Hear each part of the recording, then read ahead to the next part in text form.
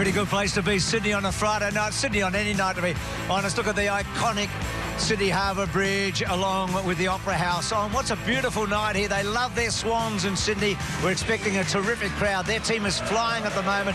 Buddy likes the SCGs, kicked 15 goals in 3 matches here this year. And his opponent tonight will be Alex Rance, who, like Buddy's got a big contract.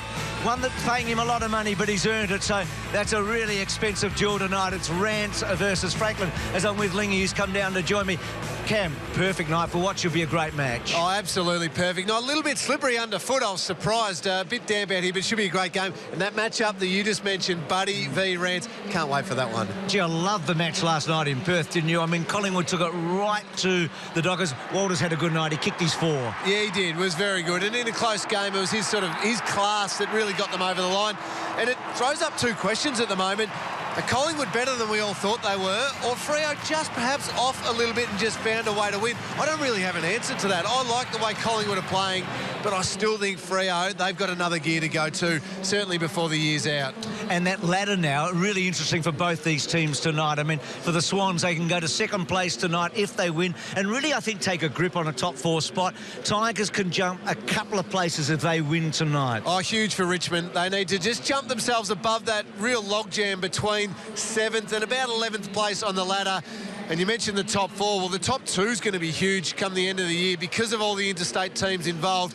You'd love to be able to come up against a Hawthorn in an early final in your home ground here at Sydney, and that's what the Swans are doing. They need to lock away all the wins they can.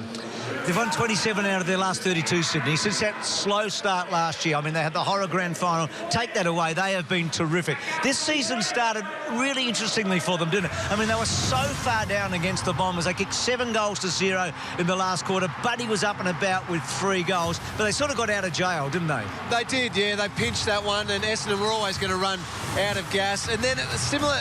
Fremantle showed, I think that was the point in time where we realised, OK, Fremantle aren't going to drop off a little bit here. They are going to be certainly hard to beat. They lost again to the Bulldogs, which is their last loss. That was in the wet. The Bulldogs so good that day, the best win that Bob Murphy's ever played in. And then it all began from this game. Brilliant game of footy at the MCG. Sydney versus Hawthorn. Both teams threw everything they had at each other, and Sydney came out on top. And then they got on a real run after that. They did. You were there that night, and I was here for this next match, and that was huge, the Hawthorn. Maybe the match of the year. I mean, Buddy kicked 7 this night. He was in sparkling form against the Blues because we had the war dance from Adam Goods, which got all of us thinking and talking, didn't it? And then, look, they weren't great, but Goods was pretty good against North Melbourne. This is the sealer. What a sealer it was. Bang! Through it goes, and Buddy does the deal. So they get home. Now, what about the Tigers? They finished last year, we know, with the big win against Sydney, got themselves into the final. This year, it's been a strange one. They start the season with that big match against Carlton. Within a few seconds, this happens. Deledio gets rubbed out. It was a big night for Jack Riewoldt as well. I mean, his cousin, of course, Nick Riewoldt's sister, who we've all been grieving about, he kicks his 4. They get off to a winning start. They do get off to winning starts, but this one cost them, I reckon, in the long run. And it's still a lot to play, but losing to Melbourne early on the year when Melbourne weren't in great form wasn't good. Then they got, not on the scoreboard belted by North Melbourne, but just with the way they played. They were pretty average against North Melbourne. This was a huge win against the Pies. Talk about Brett Deledio getting suspended, probably their most important player. Had a big impact that night against the Pies. And then in Kane Corns' 300th game, they went over and they knocked off Port Adelaide in Adelaide. A very hard thing to do. I reckon that's when the belief just started growing, and that pushed them in to certainly their best win of the season. They were brilliant against Freo. They were, and this is one of the most remarkable opening turns, one of the most remarkable quarters. They kicked 8 goals against the Dockers in that first term. They weren't good early against West Coast. They played a bit of catch-up footy. Nick Nat was important. They get beaten, but they sit on 6 and 5. So they're going OK. They're going OK, but they just wasted a couple of opportunities to be going better, and they weren't great last week. Early on, they were a bit disappointing. They'll want to bounce back and really bounce back hard at the start of this game in particular. League, it's a huge weekend up here. I mean, they're celebrating this win. I mean, the Leo Perry mark, the 2005 grand final, 10 years to the day. All the great champs of the past are here tonight.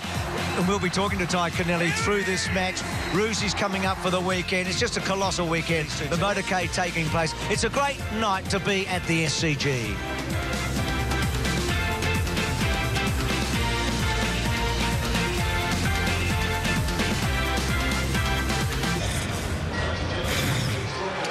So how come the Tigers, before a building crowd, a Friday night in Sydney, a lot will come in late. They travel well, Lingy. Fremantle a couple of weeks ago, Port Adelaide, we've talked about their season so far. But it's not just this year. Over the stretch, they also beat Brisbane at the Gabba, but over the stretch they've done really, really well. Damien's joined us, actually. Damien Harwick, good on you, Dimmo. Sorry, a bit late. Just saying, you travel well. I mean, and it's not just this year. You've had that spectacular result in Perth and also in Adelaide, but over the last 3 or 4 years, you've got a good record on the road. Yeah, we have. Look, there's no rhyme or reason for it other than we get away and we enjoy each other's company. And look, hopefully it's the same tonight, Bruce. Damien, Fremantle in particular, you really picked them apart with some controlled and sensible ball use. How do you get that balance right between keeping it controlled and not going too slow? Yeah, there's a fine line, obviously. You know, tonight it's a really interesting mix once again. Like, defensively, they're very good. Sydney, when they get the ball deep inside their forward half, so we'll have to move the ball pretty quick to get it out of there at various stages. And then there's other times we have to play slow. They will give us one-on-one contests forward of the ball, so we've got to make sure we take advantage of those when the opportunity arises. Is that potentially where you can get a little bit of, exploit them a little bit, if you like, with Griffiths, Vickery and also Jack Rewalt? Yeah, well, we're hoping, but the proof will be in the pudding. Not many sides have done it thus far, only losing 2 games, obviously. But look, it's going to be a great test for our boys. We're really looking forward to it. They're a proud footy club. They're in really good form, so it's a great challenge for us. And just finally, I mean, just the start. I mean, so good against the Dockers and pretty flat last week, weren't you? Yeah, our first 10 minutes we basically reviewed, then turned off the tape. After that, we just didn't play well at the start of the game. Had 3 goal line errors which really hurt us, and the game was done and dusted in those first 20 minutes. So, look, the start's crucial tonight. It's pretty slippery underfoot, so we're going to make sure we try and control the scoreboard early. Appreciate your time. All the best, Thanks, mate. guys. Have a good night. Terrific. Over to you, Jude. See you, mate. Yeah, Bruce, I'm here with John Longmire. John, how important is the start, the first 10 minutes after a bye? Oh, it's really important, Jude. That it's important every week, but especially tonight. We need to make sure that we play the sort of footy we want to play, put enormous pressure on the opposition when they've got the ball, and use it well when we've got it. And you've obviously got no Mike Pike. You've got Tom Derricks up against Ivan Maric. It's a big matchup, that one. Yeah, it is a big ask. I mean, Pikey's probably struggled a little bit over the last couple of weeks with a sore knee, so he had to have the week off. And Tommy showed last year he's able to play at a certain level for us and be able to compete. That's what we're hoping for tonight. And what have you learned against, obviously against Richmond, seeing them up against Fremantle and dominating that first term, but then also what West Coast did to them last week? Oh, they're a very capable team. Obviously, it took West Coast really to beat them last week. They're in great form, but up until then, their form's been fantastic. They're using the ball a little bit differently, but they've got some great talent. And if you allow them to play the sort of footy they want to play, they're very good at it. Fantastic. Good luck tonight. Thanks, Jude. Back to you, Bruce. Thank you, Jude. And with Horse, Jude was part of that 2005 grand final, obviously, and that win, and they're here tonight. I mean, this is great stuff. This is earlier on, Lingy, so the greats of the past, some of the legends of the club with those tonight. I mean, Adam Goods, of course, playing that match. Just on milestone matches, I mean, when you talked about Kane Corns earlier, this is different. Does it have any impact, do you think? Well, it shouldn't. If anything, it should have a positive impact. John Longmire addressing the entire group there, the past players and the current players. And it should lift the guys. Some younger players, I think, maybe try and get themselves too fired up, thinking, I've got to win this game for these old champions. But Sydney is such a mature team. They're such an experienced team. They'll take it all in their stride. They'll love seeing the guys in the rooms, but then they'll get on with the job that they've got to do, which is playing footy. So I'm not expecting it to negatively impact. If anything, a couple of the boys will want to make sure they play a good game tonight. Hey, Dennis, great vision. We've already had our hug tonight, but I'll be up there shortly. OK, look forward to it, Bruce. They're still going OK, those Sydney Swans, aren't they? Reason for confidence. Their record is 9-2. Tonight they've made a couple of changes. Their number 1 ruckman is out. That's the big fella Mike Pike. Those ruckmen are big. Although he hasn't been playing that well, I've got to say. He's got a knee injury at the present time. Tom Derricks, who played 12 games last season, gets another chance tonight under the bright lights. And that midfield of Hanbury, Parker, Kennedy, Jack and McVeigh continues to flourish. Meanwhile, great to see Chris Newman back in the Tigers lineup. They've made 3 changes. He hasn't played since round 6. Of course, the Tigers lost last Friday night on Friday Night Football, but there was better news on Saturday. After months of speculation, Alex Rance re-signed with the Tigers. The All-Australian is locked in for another 4 seasons. Richo with part of the story. Well, Rancy, thanks for joining us, mate. Friday night footy, and it doesn't get any bigger than Buddy Franklin. Now, there's a bit of currency between you two on Friday night. It's an expensive matchup. Yeah, I guess so. It's always pretty tough clash, pretty exhausting. Yeah, he is the star that he is, and yeah, he's probably worth every cent he's getting paid. You've played on him a fair bit now. What do you look for when you're playing on Buddy Franklin? I just try not to get him behind me, because I know that he's a supreme athlete, and once he gets up, and I don't want to be the Carl Hooker that everyone played that footy over and over. He's away, running down towards the 50. Can he do it again? What would you miss if you did retire? What would be the few things you'd miss about playing league footy? It's definitely the boys. It's definitely the change room banter, to be able to enjoy that feeling after a win. Yeah. I've got to say that game day, for me, especially as a backman, it's a stressful time. It's exhausting, but the reward after it is amazing. What wouldn't you miss? Probably the punishment sessions we used to do down in the bay when we'd miss a massage or do something like that. Oh, mate, congratulations, 4 more years at the Tigers, but just this Friday night, just be careful giving the ball back to the umpire, will you? Yeah, I'll just nurse it back to him, yeah. Thanks, Rancy. No worries.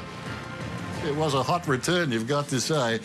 The full story coming up at half-time. Alex Rance at 25, playing his 119th game tonight, finished 7th in the best and fairest last season. And there's fellow defender Troy Chaplin, who's kindly agreed to wear a microphone during the warm-up. So here are the sounds of the pre-game. It's Basher wore screw-ins last night and reckons they're only just going in. No, everywhere. The middle rock hard. You watch quarter time, the big fella will be like, get the right boots on. So I go, slip over. If it results in a goal, I'll be coming for you. Yeah. Right, big unit. Right, mate. Yeah, sure. Good. Just can't play cute tonight. Game of inches at times. Just take ground. It's all about the process, boys. Don't have to go outside playing your role. Let's go. Wait, let's just make sure we tell the boys you're never going to be out of the contest on a night like tonight because of the slipperiness. So bloke's going to double grab. Still give yourself a chance to get there and get a spoil in. Go again. Batch. Got this one? Good. Back now, back. Yeah, good. Test out your footwear. Yeah, drive your legs here. 2 in the middle here. 1 here. Another. You're out. Here, Dill. Boy, pup. Make sure you're into him because he'll lose focus straight away. Well, he seems quite relaxed, doesn't he? And the prospect of lining up on Buddy Franklin and or Kurt Tippett tonight. Toss of the coin. Richmond win it. Let's go back to Jude Bolton. You there, Jude? It's pretty greasy down here, Dennis, at ground level, but certainly the last couple of weeks, Richmond just have shown amazing form against Fremantle to jump out of the blocks and dominate. We're just looking around some of the differentials there in terms of hit-outs. They got smashed against Sandlands, but a lot of people expected that it was Nick Natanui who really dominated, but they also lost the hit-outs and all the differentials in terms of clearances there. It was all about their ball use and retention rate. They were very sloppy against the Eagles. Expect a fiery start this first 10 minutes. You can expect from John Longmire, he'll be winding this group up to get out of the blocks. Jude Bolton down on the boundary, and I think, Bruce, he paraded nicely as well, didn't he? Yes, he did. You would have backed him in the mounting yard looking at him. He looked terrific alongside Barry Hall there, didn't he, Jude?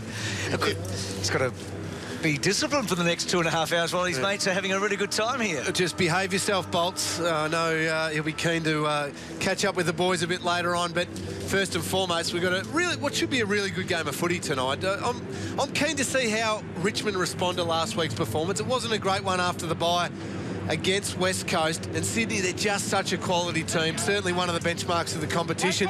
Already a little bit of feeling in it too, so it shows how much The Tigers know this game is important. Miles in there, Parker in there. Those boys won't take a backward step. No, they won't. And I think you're right, Ling. It'll be interesting to see how they attack it, whether it's that possession-style game that they beat Fremantle with a couple of weeks ago.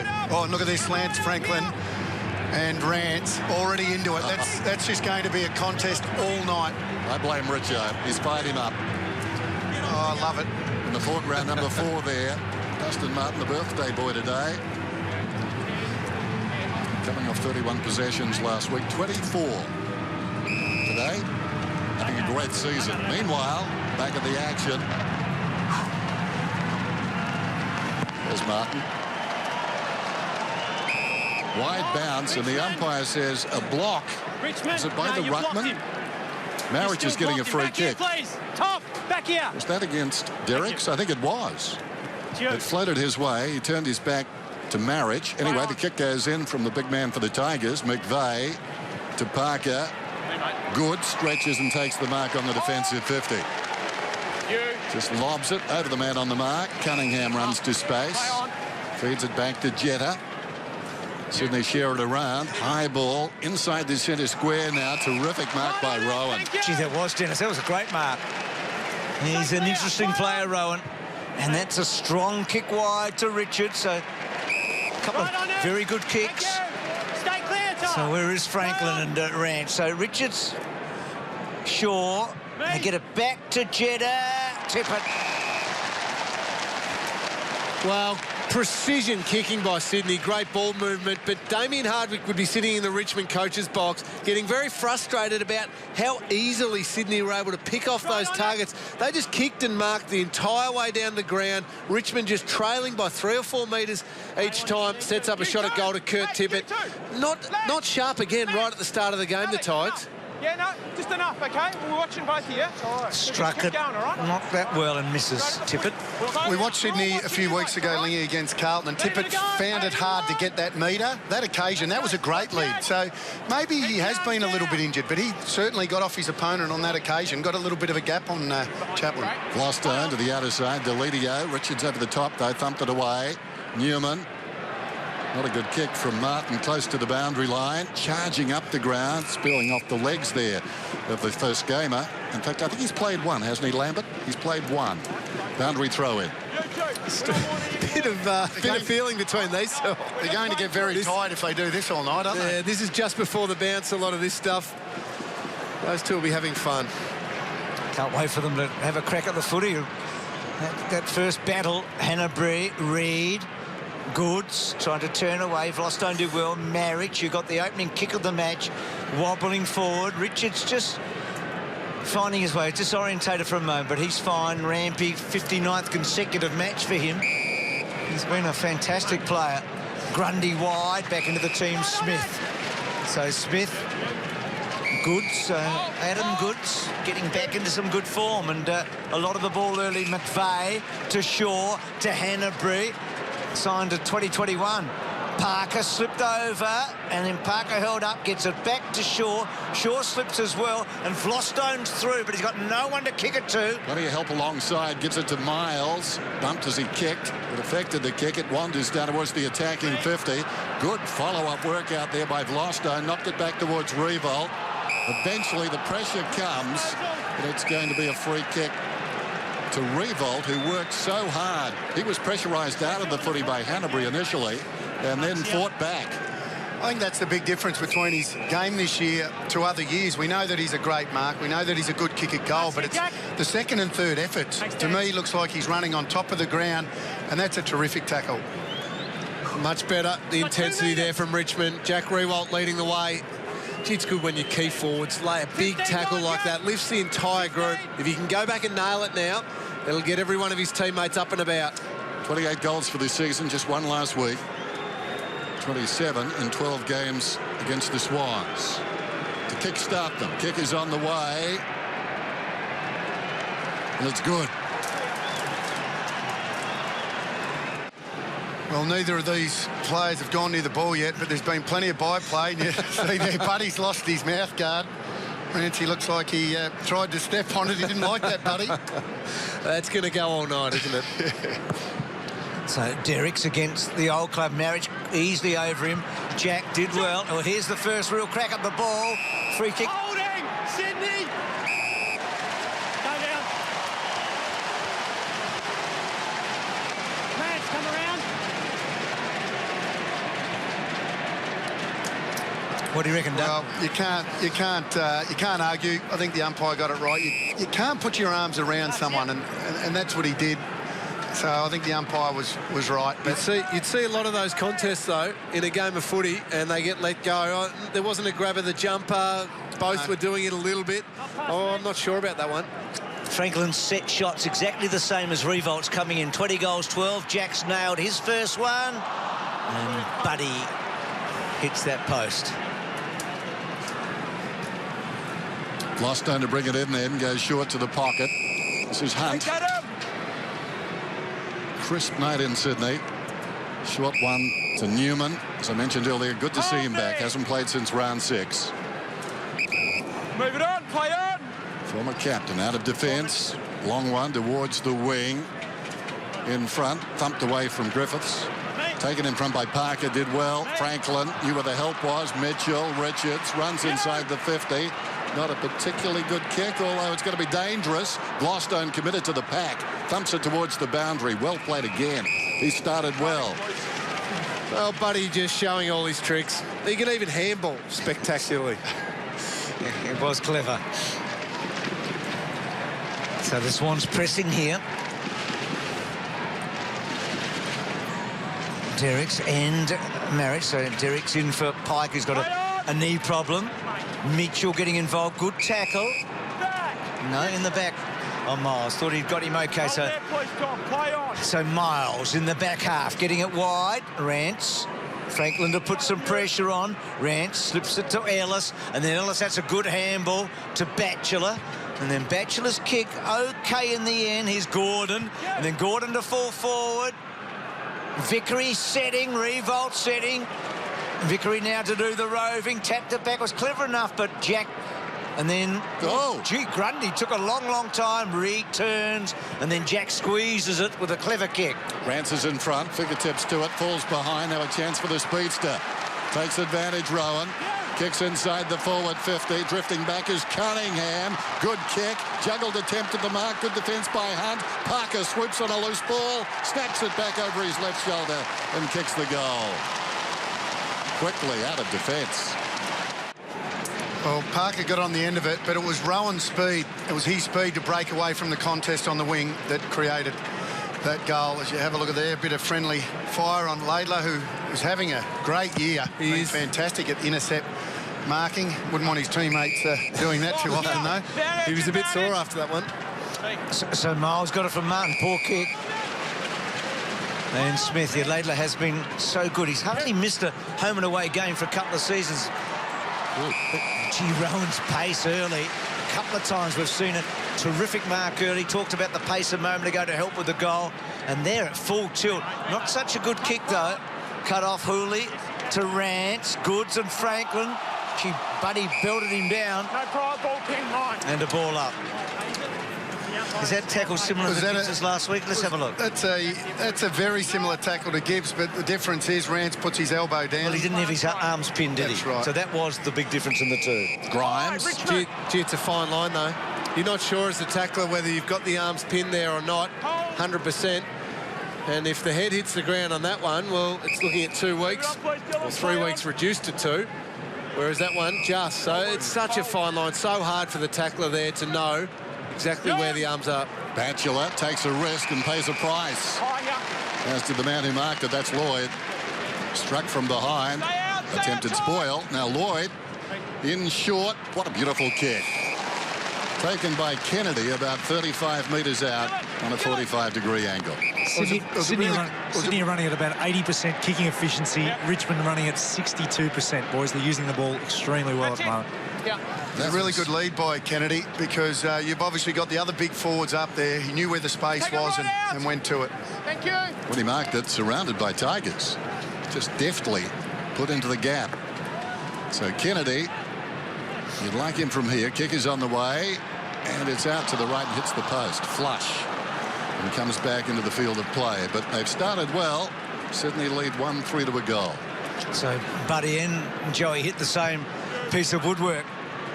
It's been inaccurate, Kennedy, over the last few years. 3-9 this year. 3 metres back. So 50 against Jeddah, not coming back off the mark. So Delidio gets himself into a promising position now. Let's see if he can take advantage of it. He got the 3 votes the last time these two teams played. Good mark. Revolt just ghosting across the front. It was the work that he did before that, Bruce. He led one way, he came up the corridor, he did a U-turn and then went back to where Delidio was kicking the ball. That was just all work rate. He wanted the ball more than any other player in that forward 50.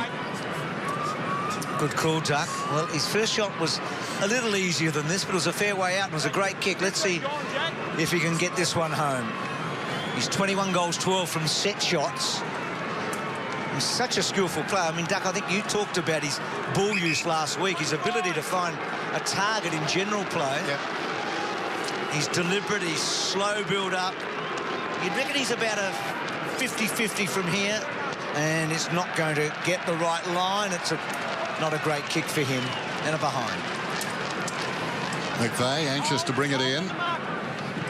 Very short to Grundy, barely the 15. Wide to Richards, pushes up from the back pocket. Reaching for it and missing Vlostone. Rowan has started very well. He's dangerous, goes down the line. Well, that fixed him. Out of bounds on the full.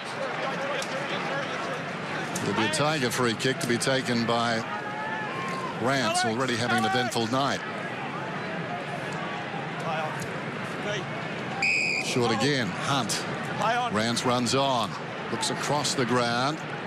That's a dangerous kick as well. Kennedy off the fingertips of Martin. Martin did well to go in and try and redress the problem, but it's going to go against him. It's going to be a free kick. It'll be taken by Goods. Well, if you go there, you can expect the worst.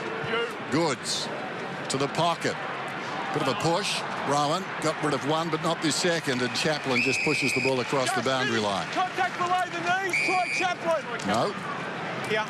Chaplin's getting a free kick. From the umpire outside of the area, Ray Chamberlain just getting involved. Yeah, you can see. Ironic too. Gary Rowan. Yes, good call, Dan. Clear out.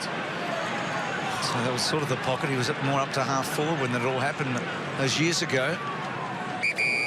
Gary Rowan rule, basically. So Grigg hugging the line. Vickery at target, and he takes a good mark. Uses Delidio. They're going to try and get him as free as they can. It wasn't a great handball to Marriage. Well done by Smith, and then the ball not staying in and out on the fall again. They've just been rushed a couple of times now with their ball use, Richmond. They've missed a couple of targets. They've managed to defend it well, though, and get the ball back. They just have got to have that composure we saw against Fremantle. Again, they've turned it over. Grigg missing Hurley, but they might get out here. Vickery, Ellis. He's prolific, Ellis, isn't he? Oh, well done, Marriage against Tippett. A couple of old teammates, from the Crows. And here they go. Get up. The thing also, Lingy, that Richmond have to use that extra man. Sydney are creating a loose man behind the play with Ted Richards. Now it's Dane Rampy sitting behind the ball. They've got to use that extra and get out of the fence. Swans lead it by 2 points. Boundary throw in. Tippett blocks his man, then just pats it away. Cochin trying to go through. Jack upended. The close quarters Parker trying to help out. It rolls back towards the Tiger captain at the base of that pack, and we'll have a ball up. The umpires tonight, incidentally, Schmidt, Chamberlain and Meredith. Marriage and Derricks. Marriage stepped around him. Parker, quick hands. Hanbury having a wonderful season. Kicks it down towards half forward. Franklin almost follows up. Wins his own ball. Hanbury, quick eyes, just looks across the ground. Finds Lloyd. Runner outside. This is Laidler. On the right side for him. Goes to full forward. Chaplin. Holding, so. Against Tippett. Yeah, Tippett just trying to keep Chaplin out of the contest then. So Sam Reid Can't go through the mark, mate. could run and jump and take the mark. Umpire straight onto it. So I've seen a couple of free kicks early in marking contests, haven't we? So Rance penalised against Franklin. So Batchelor gets it from Grigg. Played a heap of consecutive matches, Batchelor, after not many for a couple of seasons. Fine grab from Edwards. Ellis averages close to 28 disposals. Good-looking kick to Lidio on the bite. Could be dangerous. Or across the face of goal. The idea was pretty good. Laidler to Grundy. That's better by Grundy. Some urgency there. Rowan. Jetta in space. Left half back. Sends it up towards the wing. Coming across, reading it well is Hooley. Showed some dash initially and realised he had it under control. Chaplin squares it. Here's Rance. Franklin nowhere in sight. Rance not obliged to move. Takes his time and eventually picks out Miles. Scrappy start to this game. Left centre wing, looks inside the forward 50. Revolt comes on a searching lead. Good hard running, good kick too. Just lobbed it onto his chest. That's ambitious. Runs himself on his wrong foot. Knocked away by Richards. Picked up there by Rampy. Rampy got it to Reed. Comes across to Shaw. Looking to fend off. Edwards did well. Hold out. So Edwards, with the man on the mark on the 50. As Bruce said, very industrious player this season. Miles across the ground.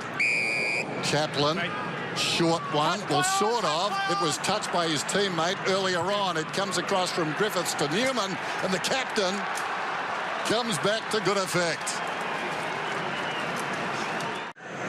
Well, this is the way that Richmond's built themselves into the game nicely. Shane Edwards, great tackle on Reece Shaw.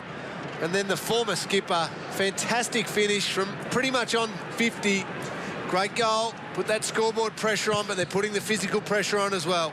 So Derricks and Marriage. Marriage won it easily. High contact. Miles. So Tigers, they take this start after what happened last week. Remember how well they started in Perth against the Dockers.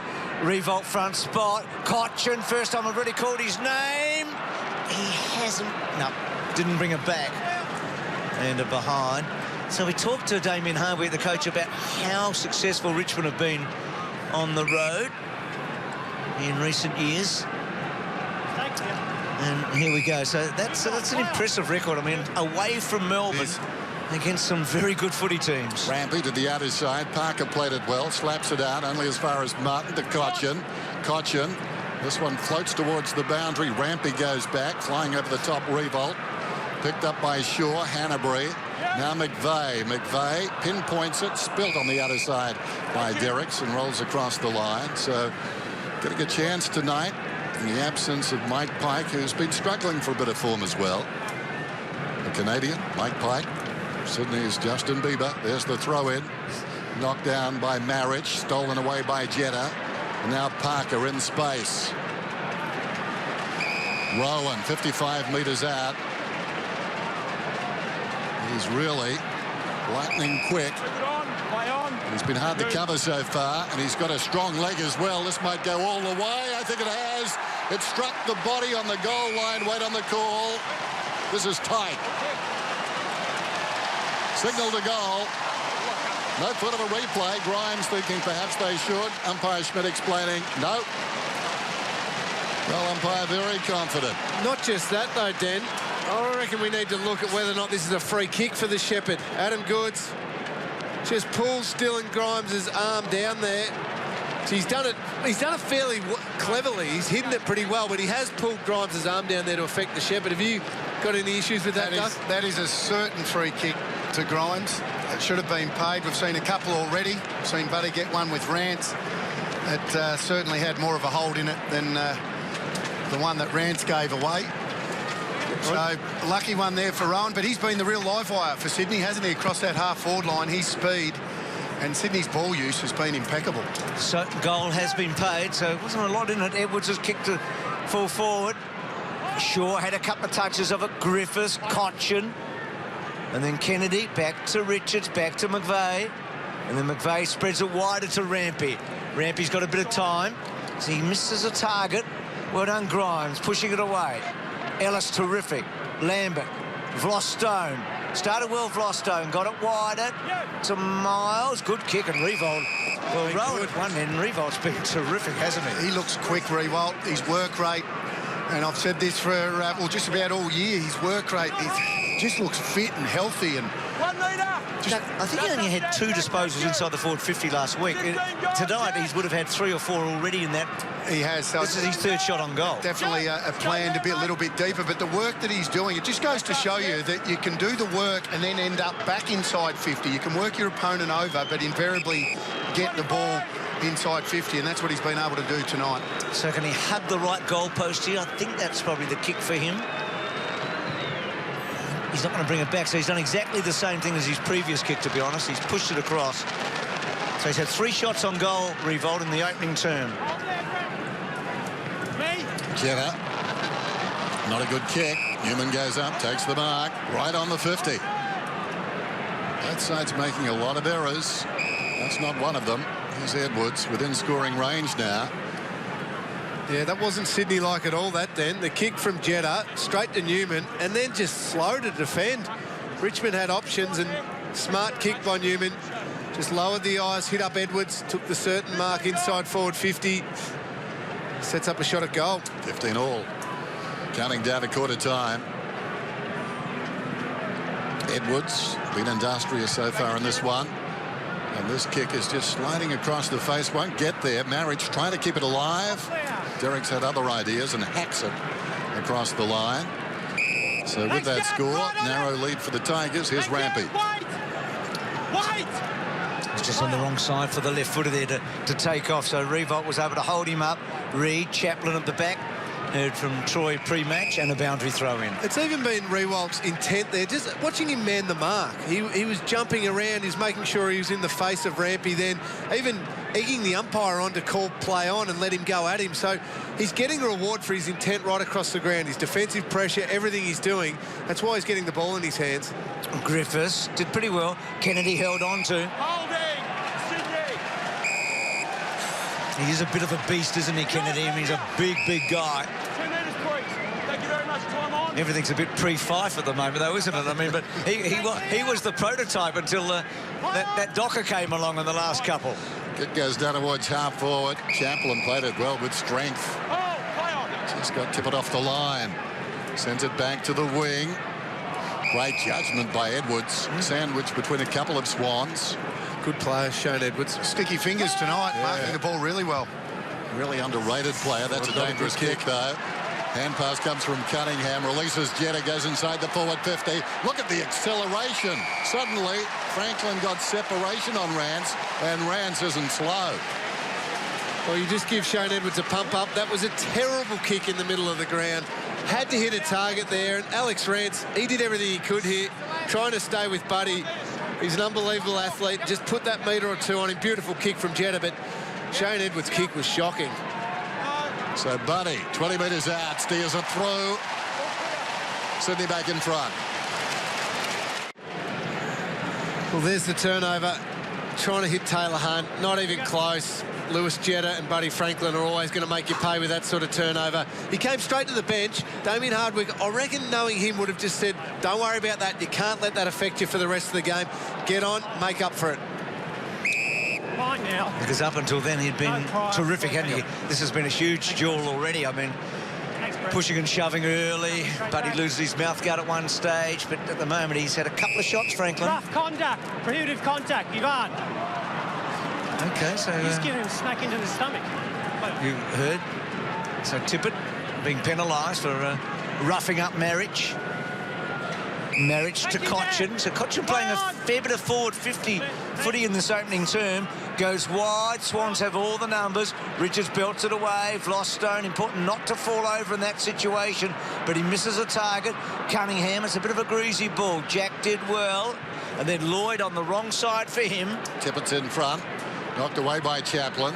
Grimes a half chance. Tippett did well, although the skipper picked it up, gives a hand pass across to Lambert. Lambert run down. Incorrect disposal. Tempo just catching him out a bit there.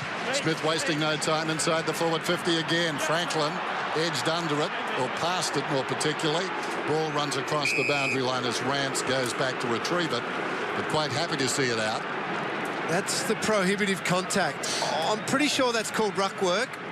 when I look at that. He's swung the arm, but that's in protecting the space. I'm not sure that's a free kick there. Adam good, Sydney. Mark's here. Stay clear, clear out. So Goods decides to go short, and that's a bad kick. He had Franklin behind Martin.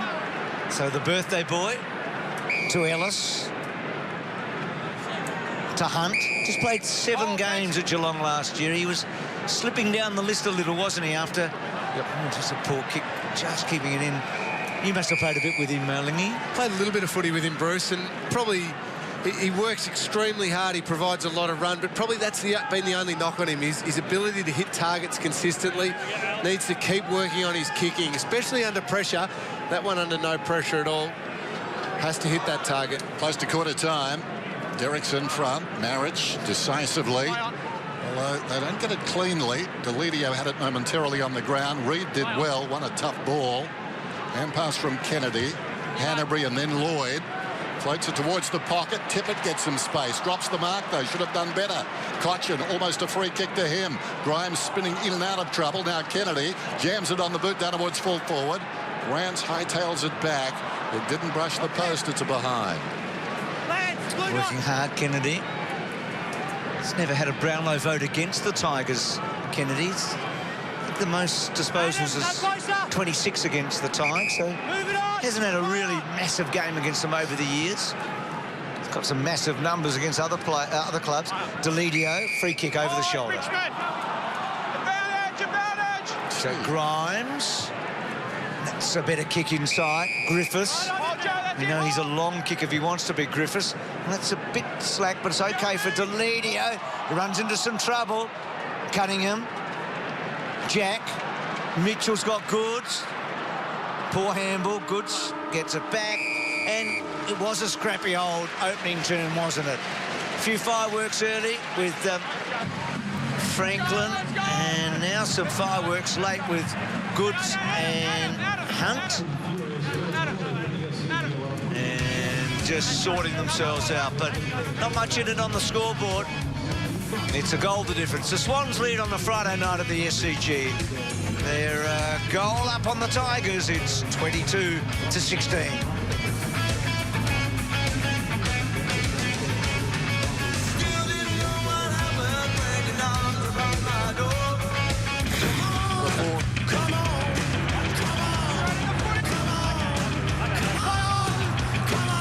So a bit of Buddy and Alex Rance before the first bounce. Sydney just their noses in front. Hasn't been much in it. Revolts looked terrific at the other end. And in that 2005 grand final, it was Sydney 3 goals to West Coast 2 goals at quarter time tonight. There you have it, 3-4 to 2-4. And speaking, Jude, of that grand final, you were Ty Kennelly. Hey, what a great weekend for you guys. Yeah, Bruce, down here with Ty Kennelly, premiership star. It's incredible to think it's 10 years ago already. Yeah, it is, and certainly, you know, when I look at your hair and my own hair, you know, I think, Jude, you got to go with it and just let it go. Let it go. But certainly, Jude, it's a moment in your life you play football. That's why you play football, is to win premierships and to catch up with everyone tonight. Look, it's fantastic. It's going to be a great weekend. But those memories, you know, I was lucky enough to share with my family back home in Ireland, and they'd spent some time looking at the game, during the game. And but there's memories that, you know, a lot of people say that about your premiership players, but it's a time, you know, I knew who I was and I'm proud of my heritage, and that's why I did an Irish jig, you know, and it's a moments like this, you know, who would have thought 10 years on. Has Leo been telling everyone about his mark the whole time up there? Look, he's leading the charge at the moment. We can't get him off stage. You know, Leo's been up there flat out telling everyone how good he is. But look, he's been hearing about it for 10 years, and it's going to continue for another 10. Now, you're actually flying out to Melbourne after this pretty much straight away. Yeah, the New South Wales boys are playing tomorrow against down there, so I'm heading off tomorrow. But my lasting memory of the game was actually this, Jude. Oh, there it is. Was the helmet, you know. Do you remember that one? I love when you bring props, mate. Back up to you, boys. Good stuff, eh? Brilliant. It's a real bond, isn't it? Never lost. Started the second term, both these sides, to be fair, have appeared out of sorts in the first term. Sydney lead it by 6. Marriage hooked in midair there by Tippett. It spills wide. Wasn't a clear takeaway, although Grigg made it so as he kicks it down towards half forward. Chopped off by Richards. Goes back to Grundy.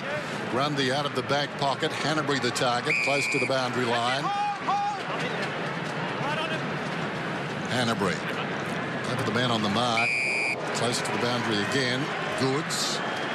They're walking a fine line on the outer side. Looks back to the corridor. That's been dodgy for both teams tonight. That works, though. Smith. Touch, play on, play on. Touched by Vickery, so he showed a fair bit of that football. Here's Richards in two minds, and eventually comes to McVeigh at left half back. So they've had to concede a little bit of ground from the Goods position. And they're trying to get the right angles. Shaw, that's not a great kick. He got it from Smith. He misses Goods. Cunningham onto it. Rampy gets onto the left. Back to Parker. Back to Jack. Jack could be dangerous. Here's a good kick.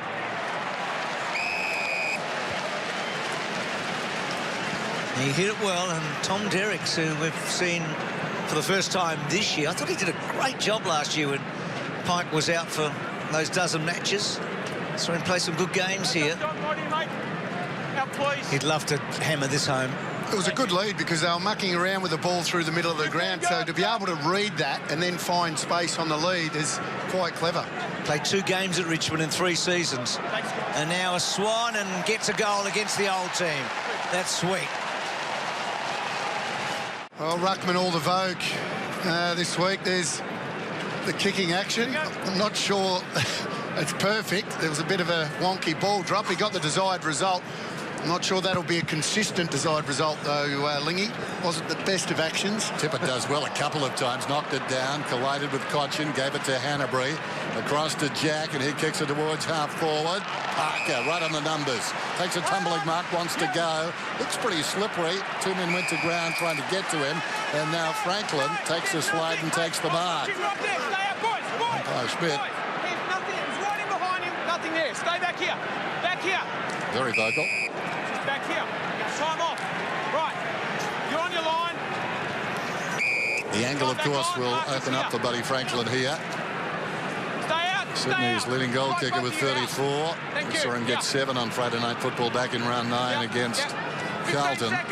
Best effort against the Tigers is 6 for Hawthorn. Round 12 back in 06. Kicker's on the way, likes it immediately. Through it goes. He's been a little provocative. Great kick by Luke Parker. Just the slide is what the Sydney players had issue with. Yeah, there's nothing in that. Goodsy. It's different if he hadn't landed on Buddy there, but just trailing in behind it, slippery down at ground level. There's no velocity in it. No. Slowing down when they made contact. So the Swans being really efficient in their forward 50 tonight. Something they haven't done a lot of this year, but they are in the last few minutes in this term. So they've put a break between themselves and Richmond here. 3 goals. Franklin with a couple. The multiple goal scorer, free kick. In the back, Richmond. So Miles, a couple of times he's been pushed in the back. Comes out wide. They need a goal here, the Tigers. Got to keep up. Deledio bringing it back to full forward. Revolt caught underneath. Vickery's fly. Rampy. Kennedy. Shaw. Smith. Shaw. Clever enough kick. Kept it in. They want the boundary line, Sydney. They get it. They played that well. They certainly did, Bruce. Clean under pressure by the Sydney players. Josh Kennedy firing the handball out. Great crowd in tonight. Obviously celebrating the 2005 Premiership reunion, but also watching a good game of footy. Marriage knocked it down. Deledio at close quarters. Martin haven't called his name too often. 5 possessions now. Cochin to the pocket. Play on, play on. Heard the umpire. Edwards tracks that ball across the boundary line. He's tapped away at the last moment. See there, Buddy, just having a chat as is Goodsy to the umpire. Umpire just tell him to settle down. Yep. He didn't have an issue with what Rance did. So all okay. Miles can't get through. Jeddah attacked it hard. Batchelor. Cochin. So Lloyd did well there, forcing the error from the captain. Kicks to Tippett. Chaplin at the back. They had some big showdowns in Adelaide over the years. Oh, that's a terrific tackle by Franklin. Fierce, wasn't it? He's so quick. That's what he has done better since he's come to Sydney, I reckon. Tackle with that intensity. I'm not saying he didn't tackle when he was at Hawthorn. He certainly did that. I felt plenty of those. But he's tackled with even more ferocity now since he's gone to the Swans. Cochin couldn't find a way through. Close to a voice. Close to the boundary line, though. Edwards can't keep it in. And it's that work rate that you love about Buddy. He was working in the back half, ran past for a handball, didn't get it, and it's a follow-up tackle that you love. Sydney by 18 points then, early going second term. Derricks props in front, Griffiths over the top, Miles to Hunt on the bounce, tackled by Jetta. That's holding it surely.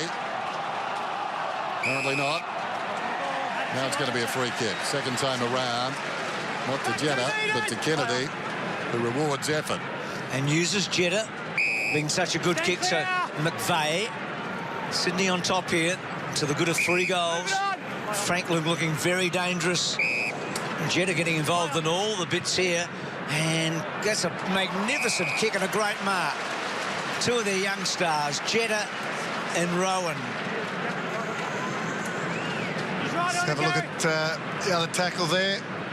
Yeah, that's textbook. Good decision by the umpire. Geez, they look like a good side when Jetta's running with the footy. Tackling like that. Yeah, big work ethic. And Rowan's hands, again, strong.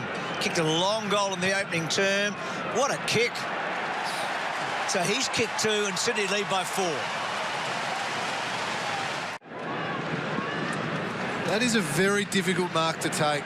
At full tilt with the defender right behind you. The kick's coming quickly, and trust me, it is quite damp down there at ground level. Very slippery. Great pair of hands by Rowan. 24 points the margin. Griffiths twice and then runs onto the loose ball himself. Kicks inside the forward 50. Missed down there by Revolt. Arriving quickly, Lambert off the ground, angling it back, but not far enough, and it skids out of bounds alongside the left-hand behind post.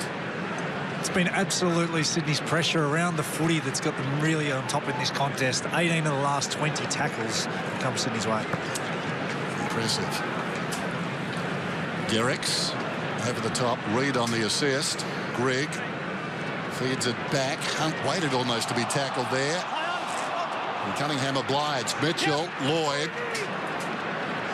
Going back is Grimes. Goods did well enough. Knocked it forward. Vlostone, who started brilliantly, to Cochin. Cochin, short one. Gets it to Deledio. Nobody standing the mark. That overcommitted. Kicks it down towards full forward. Revolt. He's been outstanding tonight. Jack, Mark's right here. Yep. Well, that's what happens when you're in good form. Ted Richards just looked for the body. Rewalt was just able to step around him and use his body, and his hands are just so strong. See Richards there, worry about the body rather than the footy. That's where he went wrong.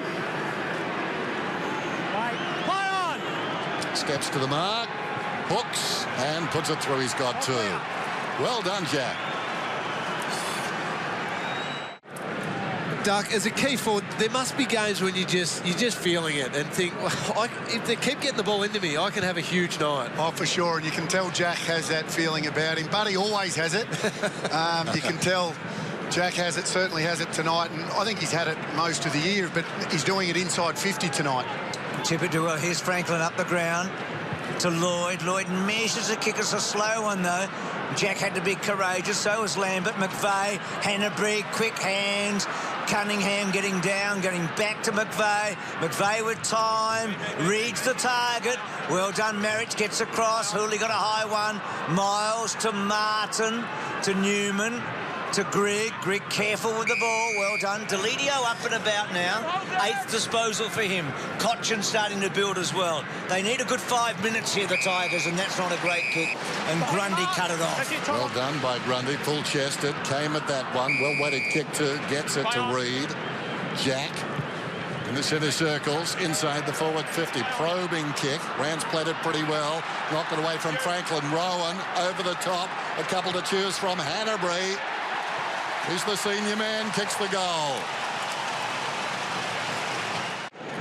Gary Rowan having a massive night so far, crumbing to Buddy Franklin there, had the awareness to give it over to Dan Hanbury. He's been big as well, the 11 possessions for him. Look at that, just to pick up, not break stride. He's up and about, Rowan. He's clean, isn't he, Lingy? Yep. Everything he's done has been clean. Hanbury again gets it from Parker. Well done, Rance. That was a great duel with Franklin. Edwards. Left foot. Clever kick, actually. Did well to Marriage. So a real examination now of the Tigers here. Been in the 8 for the last... Oh, good mark by Laidler. Been in the 8 for the last 5 weeks, Richmond. If they lost by this margin tonight, they'd probably be tipping to slip out of the 8 with the percentage loss. So Smith goes back to Grundy. Grundy, they happy to go wide here to Richards. A couple of their veteran defenders together. So Richards goes down the line. Good coverage by the Tigers, but then it came unglued. It's going against Cunningham. The push on Glostone. Glostone wants to kick it in quickly. Why not go to the man informal? Though this time Revolt playing from behind, forced the spill low. Kick goes down towards full forward. It bounces off the line. That was Lambert and through for a minor score. There wasn't a great kick to Jack on that occasion, but most importantly, he still made sure the ball came to ground, didn't get outmarked. Well done, Grimes against Goods. Lambert, Martin. Gordon uses Deledio. Deledio, clever kick to the top of the square. Good effort by Vickery. Shaw running hard, coming wide. Rowan and Hooley. Oh, again! Oh! He's delivering everything tonight. That was a great mark. Watched him play across the half-back line at times last year, and he played a blinder in one of the finals, I think it was, or in the home and away. He's matching that tonight. Gee, I'm getting excited though, Duck, because Buddy's got it.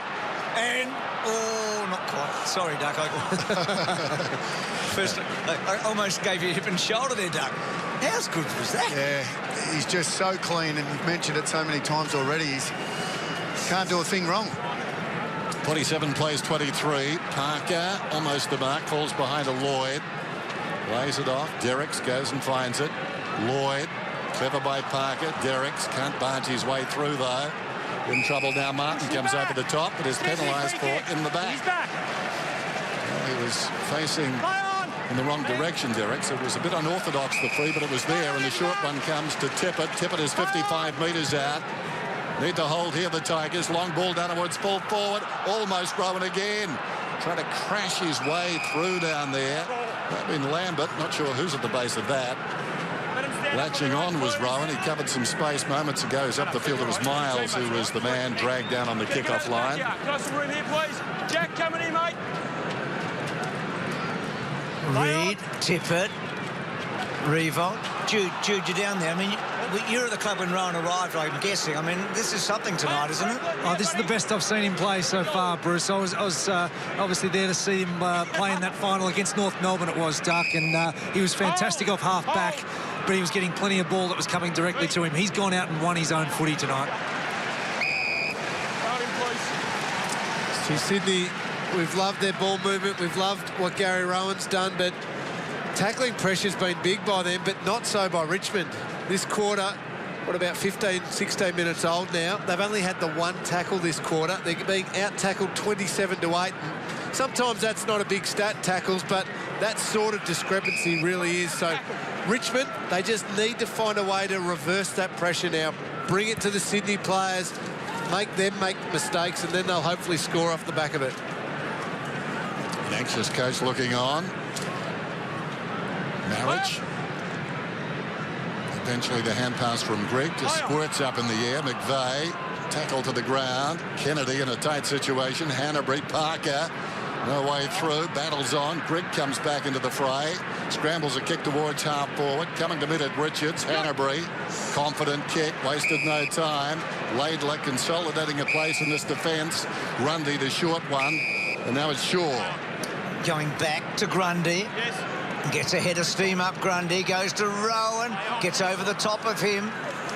Chaplin getting back, Grimes goes further to Rance, to Hurley. Now, he's a left footer, but he's got Pell kick. So he's got time to straighten it up. Lloyd's kick not great. Franklin paddling it. Rance, Hunt, a little shaky tonight, Hunt. Rance was good there against Rowan. Hunt got it back to Martin. I need some real gut running from Martin. Kicks to centre wing. It was a pretty ordinary kick. Revolt, terrific tackle again. I say again, Richmond haven't done a lot, but Revolt's certainly been... Revolt has. Yeah, he's been good, and now the Swans could be really in. A couple of men loose in the middle. Both of them finish up getting a touch here. McVeigh got it from Hanbury. Running hard is Lloyd. Not sure that was the spot for it. Goes back to Hanbury, favoured by his left foot.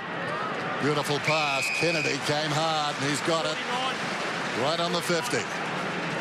So 25 points the difference at the moment. Sydney really probably better value than that, the way they're playing. And right now you can't blame the Tigers' defence, because Sydney just have so much time and space when they win the ball through to the middle of the ground to use it. So Kennedy down on the mark just inside the 50. Has it got the carry? It has. Sydney get another one. You can see the differential at the uncontested possession the last 2 weeks. Obviously, they had a great win against Fremantle, plus 60 in uncontested possession that week, minus 42 against West Coast. Already in this quarter alone, minus 40 down on the Swans. Good stuff, Jude. So Sydney flying away now. 5-goal lead. Quick kick from Deledio. Gets it to about 40 metres. Plenty of Swan. Smith belts it away. Hanbury having a wonderful, wonderful season, the great quarter. Laidler, gee, good control kick. Oh. Brilliant pick-up by Lloyd. The half volley was superb to Cunningham. Back to Lloyd. And then Lloyd with some time. Oh, drills a brilliant kick. Kennedy, who's been a target a few times tonight, looking up. Good-looking kick to Franklin. Well done, Rance. So closing. Oh, gee, that looked awful. Here. Hang on. High contact. It's right. Support. Okay. Let's wait. Just wait. Okay. Put it up. Rough conduct. Okay. Rough conduct. Just wait. That's the one. If you run past the footy and you choose to bump. Conduct. Okay. He's been reported by the umpire, and you make contact with the head. The onus is completely on you, which is Buddy Franklin. He went past the footy. Most people in the olden days would say that's a fair bump, but if you make contact with the player's head, you're in some trouble. He's had some contentious ones too, hasn't he? There's Cochin. This one deep to the pocket. It goes out of bounds. So Edwards seems to be okay. That's important. Buddy took his eyes off the footy. Boundary throw in. 54 plays 23. 7 minutes out from half-time. Tippett picked up by Vickery. Cochin can't control it. Met solidly by Goods. Edwards immediately found the footy again. Cochin goes down with Tippett, and the ball just rolls across that boundary. Well, it's another great example, though, Lingy. His saving grace is that Edwards wasn't injured, so he gets up and plays on. Now it's got to be the question: should the injury come into it or not? That's the big question again. That will be we'll find out, I guess, during the week. Kennedy, Tippett. Kennedy just so strong. Mitchell, G. Parker. That was it looked a throw, but I think it was a clear handball. It was so clever. Vlostone going down on hands and knees, whipping it back to Hunt, and then Hunt wanting the safety, I think, of the line. Goods corralling it, and a boundary throw in. You're saying, Duck, that the injury shouldn't come into it. It's the act? That's right. I'm saying that act is completely different to, say, Gibbs's tackle, which was a tackle that ended up being an injury to Gray. That's probably against what we want to see. Going past the footy, head-high contact, but no injury. So let's find out during the week what the result is. So Jack kicks forward, and not sure if Franklin's been put off for a moment, but he didn't really contest there. Girowan again getting a really good touch in. And now Jetta, clever check side kick over the top of Franklin. Chaplin was in the front and Rance was at the back, and a boundary throw in. Well, when you are reported and you've still got a fair bit of the game, it can certainly affect you. I'm not saying it'll affect Buddy. It may for a little while. He'll have half time to have a think about it. Scars of experience. Ellis, clever hand pass across to support. The kick comes down towards half forward from Lambert. Tackle to the ground there is Smith. Little air guitar on the ground, and we'll have a ball up. Cochin cleverly just holding that left hand. Marriage. The big fella's done okay for Sydney too. Backhanded that one down. Now they bring it away. Kennedy. Goods. Franklin gets some separation. Rance, as it was kicked, was dropping back to the square. Franklin was coming to the ball. Bad combination. Derrick's has been okay. He's just frustrating those that come against him, and that's really his role. There's a short one. Lloyd left it behind. 3 Tigers around the footy. Newman gave it to Chaplin. Martin a little 1-2 there with a guy who's been quiet tonight. That's Ellis. Deledio, and now Hunt. And Hunt's kick, revolt. He's been in sparkling form. Switches it well. Grigg, a natural left footer. Doesn't quite get to Vickery. So poor result in the end. Grigg just had to hit him lace out. Has it a long, long time. Back to Revolt. Waits. Good smother. Revolt's second effort okay. Bit of a blue going on with Vickery. He's involved in a real fight at centre-half forward. Laidler getting it out wide. Still going on there with Vickery and Jack. Yep, Kieran Jack, and Jack might have taken the points in the end. He did well, Jack. Hey, can I just ask one thing? Franklin from 50 metres out, or Lloyd from 45 metres out on a tougher angle. What was going on? Yeah, and he also had goods over the top. Franklin decided not to go to him, so he thought he had the distance. I'm not sure why he went for the pass. Grigg hurriedly onto the boot, down towards the pocket. Griffiths forced to spoil. Everybody trying to spoil there, and it spills out of bounds. I think the moral of the story is don't mess with Kieran Jack. He was out of his weight division, but he was on top very quickly, wasn't he? He wasn't going to back down. Dean Cox is somewhere tonight, smiling, tossed in. Place that pack. Parker might get a free kick. Hold that, please. Hold that, please. Stay in the back. Parker. No 15, play on. So McVeigh charged with moving it on. Grundy close to the boundary line. In front, Goods closing quickly. Grimes. Griffiths in trouble, taken down by Rampy. Got to be holding it. Holding the ball, Sydney. Under 4 minutes to half time. Let's go. Get up. Up. And Sydney with the football at half back. Now Lloyd wants to go. Ready, go. Been a niggly game, a poorly played game. You're hanging on to him. But it's keeping us interested. You're hanging on to him. Rampy's got the football. Apparently Rampy was doing the hanging on, and if that were the case, then he's wasted a fair bit of time. And given the Tigers an edge, they've got back in number. Yeah, little spot fires everywhere, aren't there? Of course, the big story, the report for Franklin, against Franklin. Goods. Out of play. Interesting. Maybe you, Wayne, the three-prong Vickery Griffiths revolted. Yeah, not working tonight. Rewald's playing really well. Griffiths and Vickery just not having any impact so far. 7 disposals between those two. And a hard night, I think, for a tall guy, you know, with it's slippery conditions. So that balance not quite right. Franklin did well there. Clever enough kick to Laidler. And then Laidler on going wider still. Now Hanbury, does he get to his left? He'll probably lose Shaw. He does. Shaw getting back. It was a bit sloppy by all concerned there. Shaw hooking forward. And Cunningham, one thing he's really good at is he's quick. Doesn't get a lot of ball, but he plays a role. He's a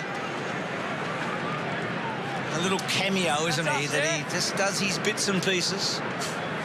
It's probably keeping Bird out of the team, I'm guessing. I mean, he's in that mix with Lloyd, aren't they?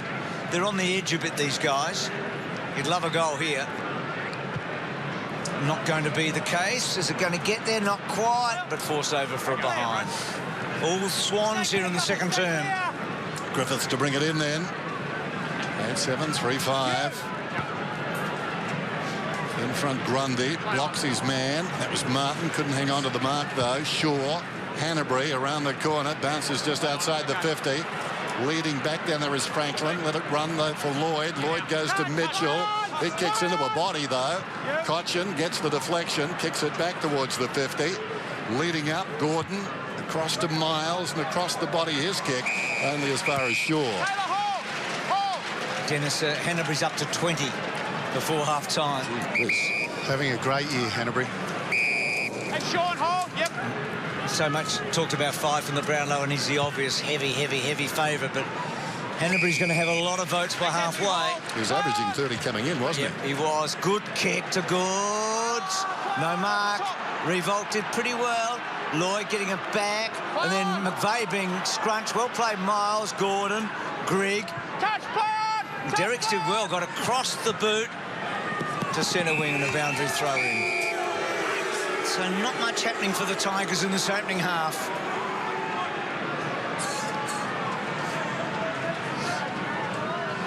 So boundary throw in. Vickery works in front.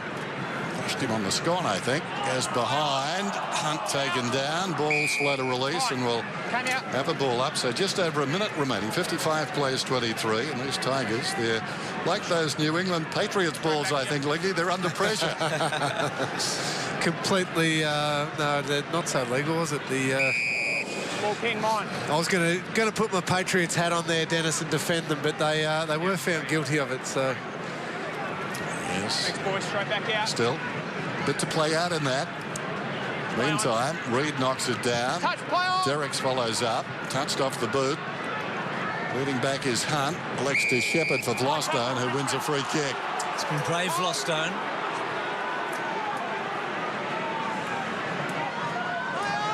'50th game tonight. Still a youngster, high draft picked as well. Tigers have got a few of them. Oh, big fly, almost a good mark for Griffiths. Would have been his moment of the first half. Well played, Deledia after Hunt got it to him. Griffiths, Grigg building it back. Oh, Sydney, Rowan getting back. She's played a wonderful first half, Rowan. Tried to get it away. Down low was Lambert. Grundy taken down, ball not quite out, pretty slippery. Cunningham released it pretty well. Cunningham, Vickery's been quietish, splits it okay to Ellis. Ellis keeps it low. Oh, revolt nearly. Good defence here by Rampy. Great tackle. Oh, gee, I can't pick it, sorry. Gordon got into Smith's back. And that's it. So, half-time, Franklin reported in the opening half. He's kicked a couple. Revolt's kick 2. That's Buddy, the big story here. Couple for Franklin, a couple for Rowan, and a couple for Revolt. Sydney really with a good grip on it now. They're 5 goals in front. Buddy, a bit to think about at half-time, I guess. Jude's on his way out there. And Jack's been good. We've talked a lot about him. He's been the shining light forward for the Tigers. And Rant started the night wrestling with Franklin. He's done some good work, but Franklin's had a few shots, and I think Jude's got Jared McVeigh with him now. Jude Bolt.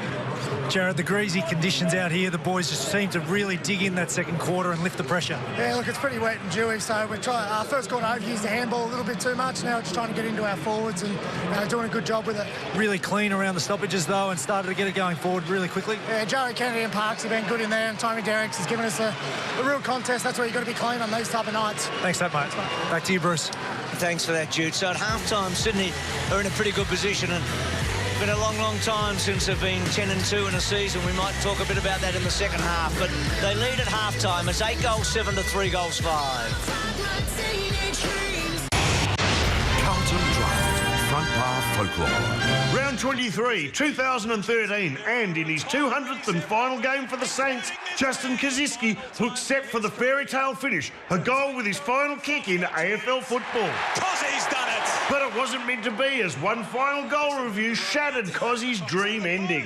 Cozzy, what are your thoughts on the goal review system? You a fan? No. No, I didn't think so. No. In your mind, had you kicked it? I knew it was close. Yes. Thought it probably deep down. I thought it shaved the post. Yes. I thought I'm not going to have too many options here, so I went bugger it. Just put the hands up and celebrated. And then we got back to the goal square, and the little umpire runs down and does the signal, and I felt like a naughty little school kid, mate. I was like, here we go. Like you didn't over-celebrate? Because that could have been embarrassing. Yeah, just kept the lid on it. Kept the lid on it? Now, did you ever word to the goal umpire after that? I did. I snuck down there. What did you say? I said, come on, mate. How about it? Just bit of theatre, mate. It's a bit of Any theatre. danger? That last kick, that last goal, that last point, does it ever wake you up at night?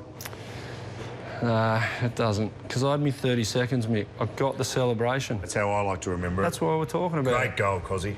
Cheers, mate. Great goal. Good on you.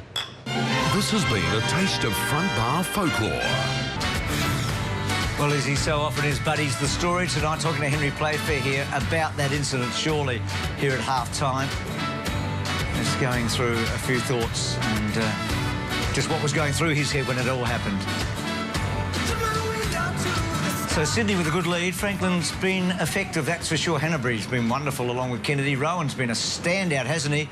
And for Richmond, they've really struggled to keep up. So it's 8 goals, 7 to 3-5 with Wayne Carey at half-time here. So Sydney went on top, but it's all about Buddy right now and the report, isn't it? Yeah, absolutely. He did. He looked a little bit concerned there. And you see here, it's a long lead. Follows up as he always does his recovery. But the thing about that is he runs over the footy. He hits Edwards high, and you can see even had a quick look. You can see his eyes are actually on Edwards. The good thing is Edwards gets up, so he's not injured.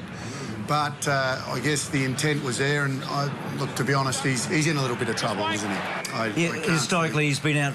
He's been suspended for 6 matches through his career. He's had a lot of controversial reports, but he does look in strife, doesn't he? I think he's in a little bit of trouble there. The tackling, I know you've had some strong thoughts about what happened on the weekend. This tackle here to Robbie Gray with Bryce Gibbs. Yeah, look, I think that the tackle's fair. I do. It's unfortunate that Gray got injured. Another incident here, Buddy. Again, same action.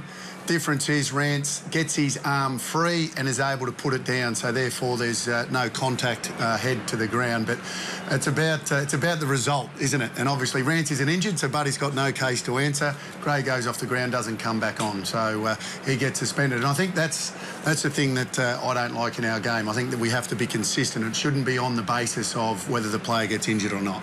Well, Alex Rance has been in the news, hasn't he? He declared last weekend that he was going to stay on long time at the Tigers, which is great news, and Matthew Richardson chatted to him this week. Now, Rancy, well done on re-signing with the club for another 4 years. You made a lot of Tigers supporters really happy Saturday morning when they picked up the newspaper. Yeah, well, I probably made them pretty stressed supporters as well early before that. But yeah, I felt that it was the right time for me. I deliberated pretty long and hard over it, and yeah, I feel like it's the right decision for me at this time. Did you ever really get close to actually, deciding that you weren't going to go ahead with footy? Yeah, it was a pretty big reality there for a while that yeah, I just had to weigh up what was really important in my life, and I guess prior to that I'd never really considered it. I'd never really I've just been doing whatever I wanted and not even really cared about the ramifications. And now I've got a wife, I've got to think about how my image is portrayed publicly, and so it's been the first real time in my life where I've had to make an adult decision. 50-50 ball. This time it was Rance who did a really good job. He's brave, he reads it well, and he's prepared to back himself. Great play by Alex Rance. Rance to attack the footy. Rance all over him. Rance closed on him quickly. See, that's high-quality defence. So do you treat it like a job? Is that how you see it, football? I try and take the emotion out of it as much as possible, because I saw on the weekend, when emotion starts to come into my game, I start doing things which are, probably outside the rules of the game, and I gave away a 50, and that really deconstructs my game, really. And then on a broader perspective, if I'm always stressing at what I can do, it just makes you not enjoy it as much, so you're not fresh. So, Rancy, how do you get your head out of footy and de-stress, I guess? I know you've got a really strong faith with the Jehovah's Witnesses. Is that something that really helps you get away from football and that anxiety? Yeah, my faith is something that that's where I get a lot of my enjoyment from, and if I can, that's sort of what keeps me very level, rather than the more, I guess, superficial things of whether I played well and selfish things of whether I played well and what I did wrong. One of the things that I probably grappled with the most was being put on such a pedestal as AFL players, we're role models, and to be, idolised and put on this pedestal is not something that sits quite well with me. I know that it's part of the job, but I'm not necessarily going to be putting myself out there and saying, look at me, follow me, I'm the font of all knowledge, because I'm definitely not. I try as much as I can to stay humble and not really get ahead of myself. Such a likeable young man. Here's how we started. This is the marquee matchup, the highest profile defender, I reckon, in the game against the highest profile forward. Absolutely, a lot of niggle, and don't take your emotion out of the game, Ranty. I absolutely love it. I think that's what makes you such a great competitor. And you see there, Buddy loses his mouth guard. Rancy just tries to kick it away. So what I love about this, not only has it been a great contest all night, that was the first free kick, probably was there technically. So you can see here that there's a lot of feeling in this contest. It is just great to watch, and these guys are going to be playing on one another. Well, Rancy's just signed a 4-year deal, so for at least the next 4 years. But he's got a fairly long deal, isn't he? He's got a long deal too, so It's just great. And look, to be honest, Ramsey hasn't done too much wrong tonight, but Sydney have found far too much space and time through the midfield. Nothing you can do about that. No, and he's kicked a couple of goals, frankly. He's been reported he's done a bit of everything in that opening half, but it's been terrific. Wayne, Wimbledon starting on Monday, which we can't wait for. It's a massive Monday night for the Aussie men. There's so many of them playing. So we're going to have a look at some of the key matchups. Leighton Hewitt in his final Wimbledon, a former champion, against Jaco Neiman, and they've actually played one another in a quarter-final at the US Open. So Nick Kyrgios, who did so well last year, didn't he? Against the German Schwartzman. I think Tanasi Kokonaka's a great chance against Leno Mayer, who's had a very good year, and then Bernard Tomic against Struff, who you'd think he'd be a heavy favourite. All those men on Monday night, and the key Aussie women, Stozer, not so good on the grass, but you think she'd beat Kovanic, who's 92 in the world. Delacqua against Parshek, who's in the 200. Lisicki's a terrific Wimbledon player. She probably starts favourite against Gardasova. Tomljanovic against Cook Oliver. So that's Monday live from 8:30 Australian Eastern Time. Can't wait for Wimbledon. Looking forward to the second half, Wayne. Let's see if the Tigers can get back at the Swans. Franklin reported in the opening half. He's kicked a couple. Sydney lead at 55-23.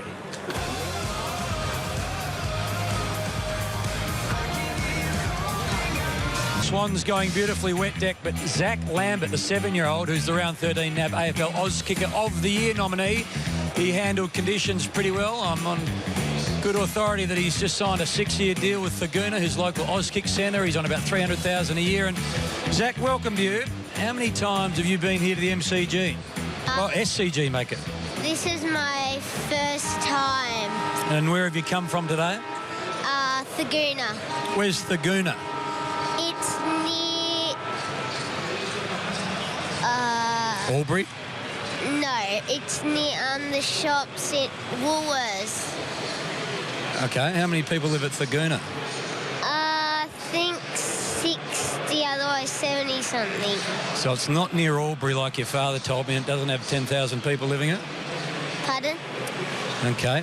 Tell me this. Thaguna, 10,000 people or 60 people? What do you reckon it's closer to? 60.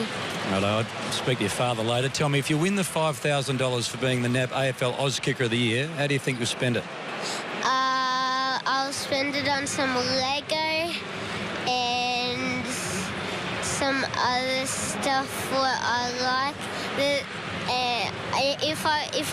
If I was 17, I would have wanted to get a phone. A phone? Yes. When you're 17, not now? Nah. Right, we better go. They're about to bounce the ball. Thanks for coming. You're welcome. NAB AFL Oz Kicker of the Week. Jude, how are the Premiership reunion teammates going? Yeah, I think the boys are well underway at the moment, Hamish, but the concussion sub's been activated at the moment. Shane Edwards has gone off during that half-time. He'll be assessed during this third quarter, so Camden McIntosh will start this third term. Thanks, Jude. Canterbury 20 possessions, Kennedy 15, and for the Tigers, Miles and Grigg 13 apiece. Den, that's just probably changed things even more against Buddy Franklin there. If concussion assessment on Shane Edwards from the bump by Buddy. Duck, you said that you don't want it to be dependent on whether or not they're injured, but if he has been injured, that makes it even worse. The difference is Gibbs was a tackle, so tackling's legal. Running past the footy, head-high contact in a bump is illegal. So if he doesn't come back on, remembering too, Gray was past fit to come back on the ground last week. So just repeating, Lance Franklin on report as we start this third term. Sydney in total control at the moment. Can the Tigers get back? Parker, Jack floats one down towards half forward. Tigers lead in all directions. This is McIntosh, the sub. Into the path of Grimes. In trouble there is Batchelor taken down. Reid did well, got it to Rowan, who's been a star in the first half. Good contest there, slapped away across the line by the defender.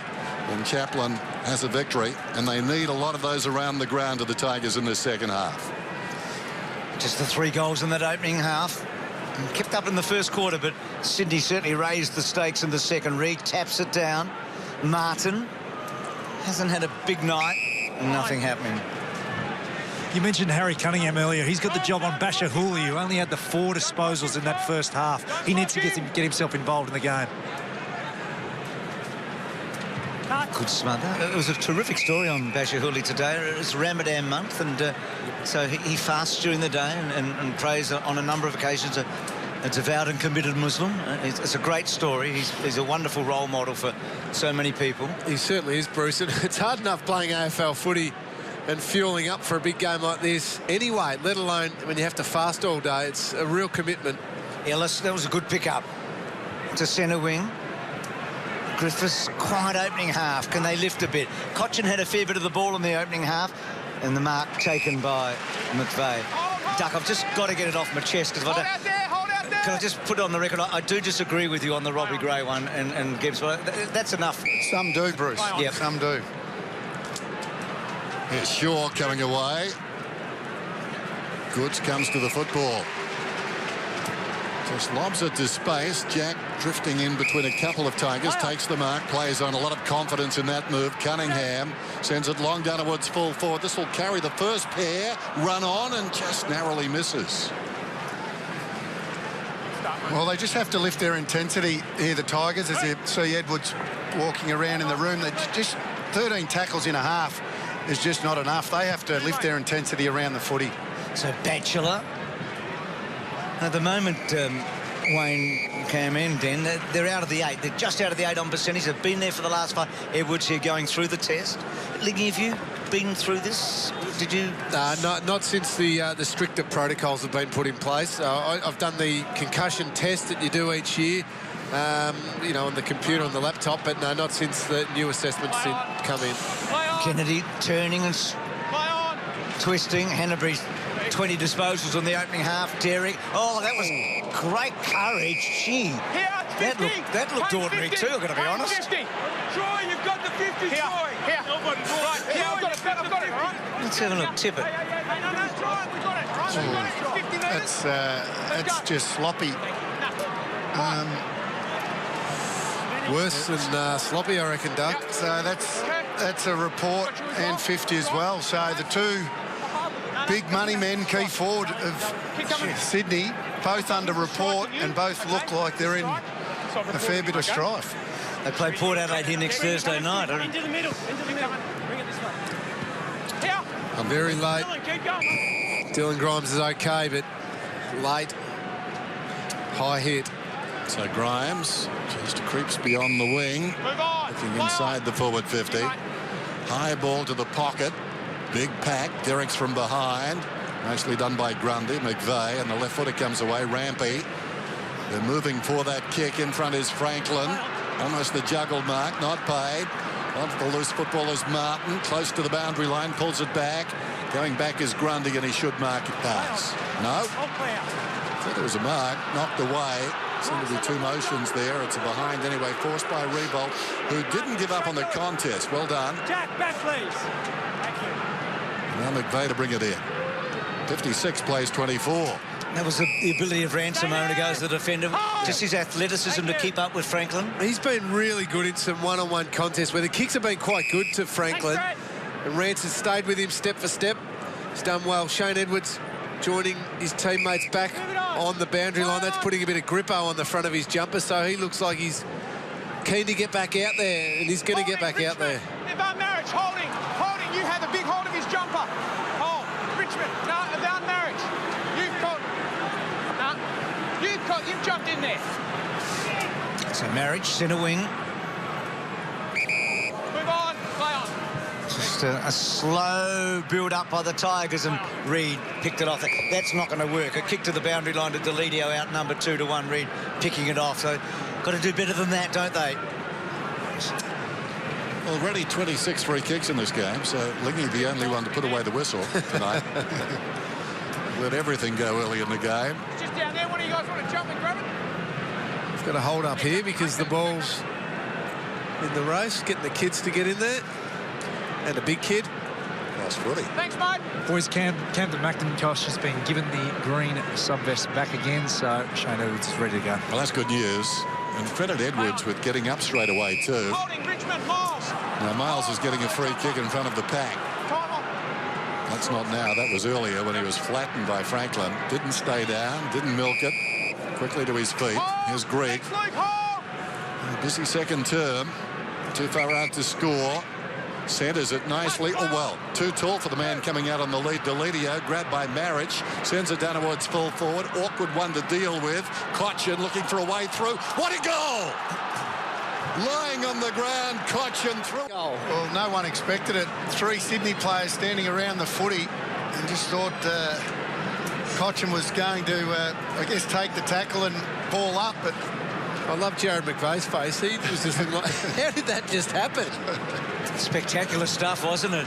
Newman was really brave too to make the contest from the front. So Tigers get the opening goal after half-time. It might really spark them. The old captain's goal, eh? It was a beauty. Griffiths, slow kick. Good contest, though. Big 5 minutes, I reckon, for the Tigers here. Little sniff, Griffiths. Ellis runs it hard, hooks it back. Vickery going back. Well done, Vickery. That was courageous. He kept his eye on the ball. Yeah, good call, Bruce, because it was courageous. Probably that is seriously the toughest mark you can take in footy. When you're going back, you know, the pack's bearing down on you, and you're right, you keep your eyes on it. More importantly, you stick the mark, because you're always waiting for that body contact, and when it doesn't come sometimes, that's when it can juggle out.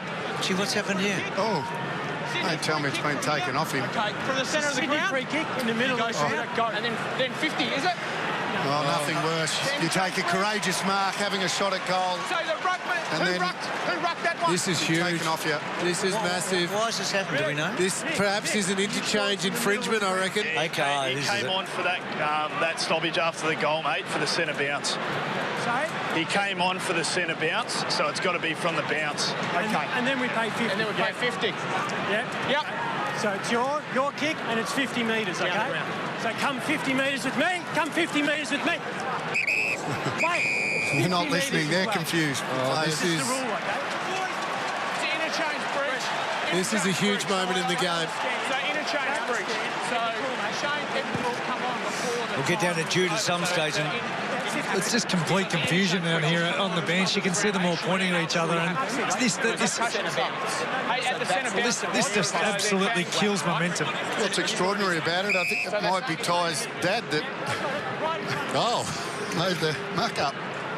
Well, Smith's done them a favour, and it's a terrible shot, to be truthful. But it is Ty Vickery's dad, who's well, certainly the one who's having the discussions with the interchange stewards. Well done, Duck.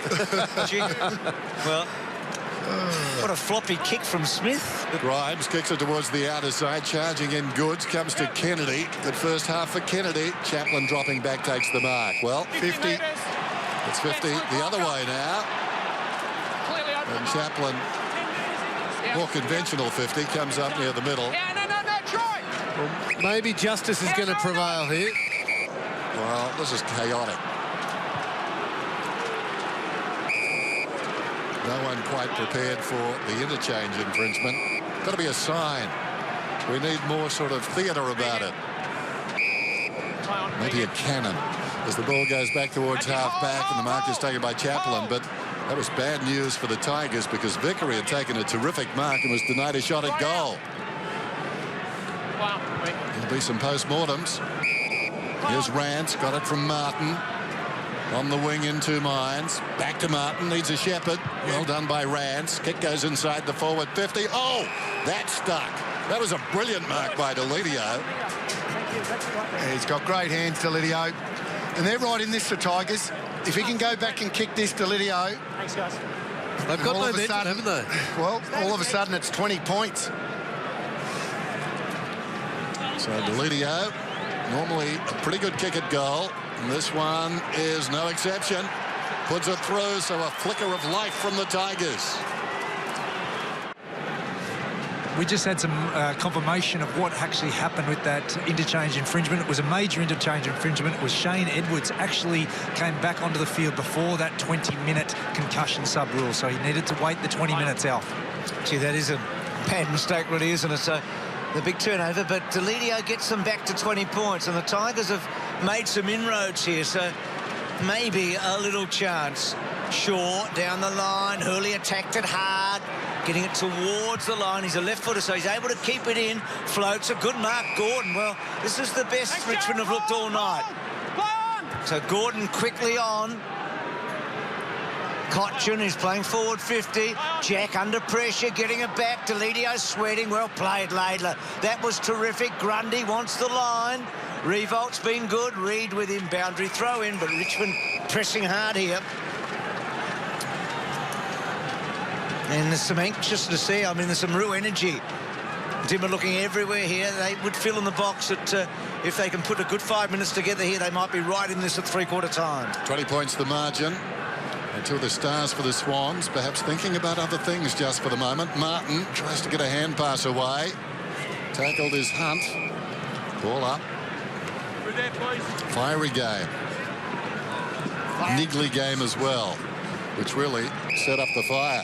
Dusty, just be careful with that one, please. A bit more care, mate. Cautionary word from umpire Chamberlain. As Edwards back on the ground. He was busy early too. Important player. Reed slaps it out of there. Hooley in the opposite direction. Was he taken high? No. Taken to the ground then by Hanbury. That was a good tackle. Who's ruck? Who's going up? Yep.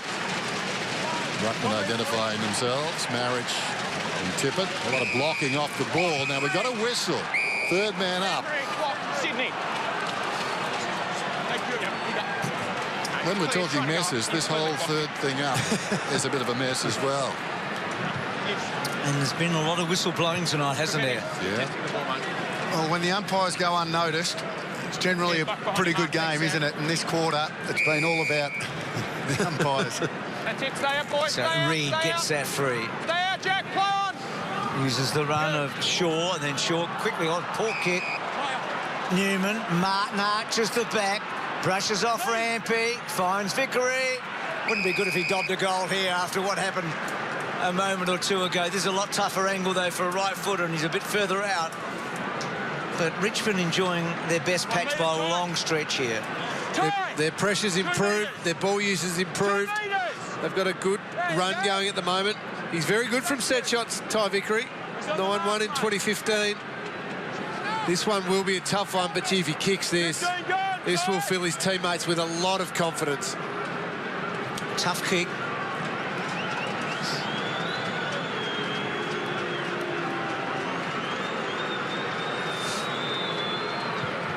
Good kick. Nailed it. Really good kick. He has nailed it. Tigers get 3 in a row. You can see the momentum shift right there. 7 of the last 10 inside 50s to Richmond. 3 goals now this quarter. Ty Vickery, that was a big set shot. That'll give his team a massive boost. On the way down, Tippett goes after it again in the opposite direction. Miles knocks it forward.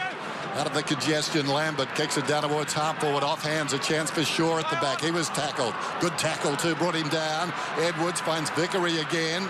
Plenty of time, Vickery. Goes back towards the 50 and Grigg. Miles about 45 metres out. Spears the pass to the pocket, and Cotchin has taken the mark. Now he got a horizontal goal earlier, lying on the ground. Threw it on his boot while being tackled.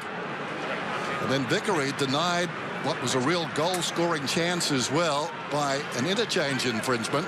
So the Tigers, just for the moment, irresistible. They're coming at Sydney and thoroughly deserve the position they're in. Now, if he kicks this, it will tighten up considerably, and Sydney already would be feeling a little uncomfortable. Cotchin's kick. Well, that is a knock against him, isn't it, sometimes? Needs to be lying down. 33 points, the biggest margin of the match. That was big. He hasn't been great from the set shots this year. He's about 50%, so that's a big miss. Tippett getting off. Marriage there. Jack, good-looking kick. Gourds went early. Well played by Taylor Hunt. Rance. Franklin, terrific tackle to put the pressure on now. Chaplin's going to have to soccer it out. It was the right thing to do to Newman. Newman, the veteran, back to Chaplin. Can they keep their head here? Mark almost taken by Smith. Back to Kennedy. Cotchin whipping it back to Hurley. Hurley normally good with the ball in hand. And they continue to build. Vickery, this is an important kick. Does he get it to Gordon? He does. It was a beautiful kick, actually. Well played, Jetta, to control the mark. The kick to centre half forward. Terrific spoil coming from Richards. Cochin playing so much forward 50 tonight. Well, who gets that free kick, Ellis? Yeah, that's a good call by the umpire. Knees, mate. I reckon contact below the knees. Yep. Yeah, no, doesn't matter. Contact below the knees. Contact below the knees. Well umpired, Brendan Ellis free kick. That's the one. Doesn't matter. Contact below the knees. It could do serious damage to legs, to knees. It's hard for Ted Richards there because the instinct is to go low and go and win the ball. But when you do that, you've got to keep your feet. If he'd still been standing but in a low crouch position and went at that ball, it wouldn't be a free kick. As soon as he slid in, it's prohibited contact below the knees. So Ellis. Stay out. See, the game is evolving, isn't it? Strong kick. Goal. Tigers really roaring now.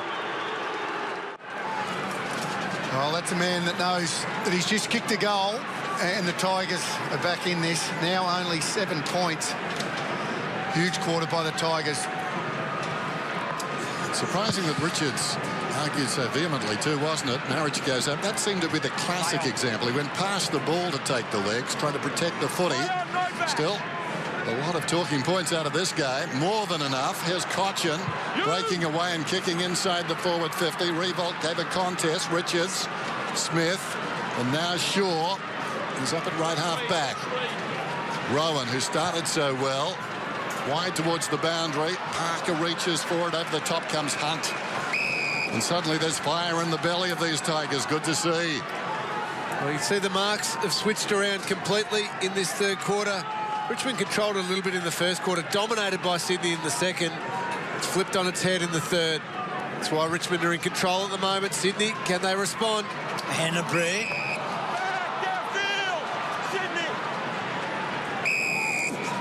Just got to be careful not to release the pressure here, the Tigers, with maybe silly free kicks. So they're in a good position to get the ball back there. So Cunningham.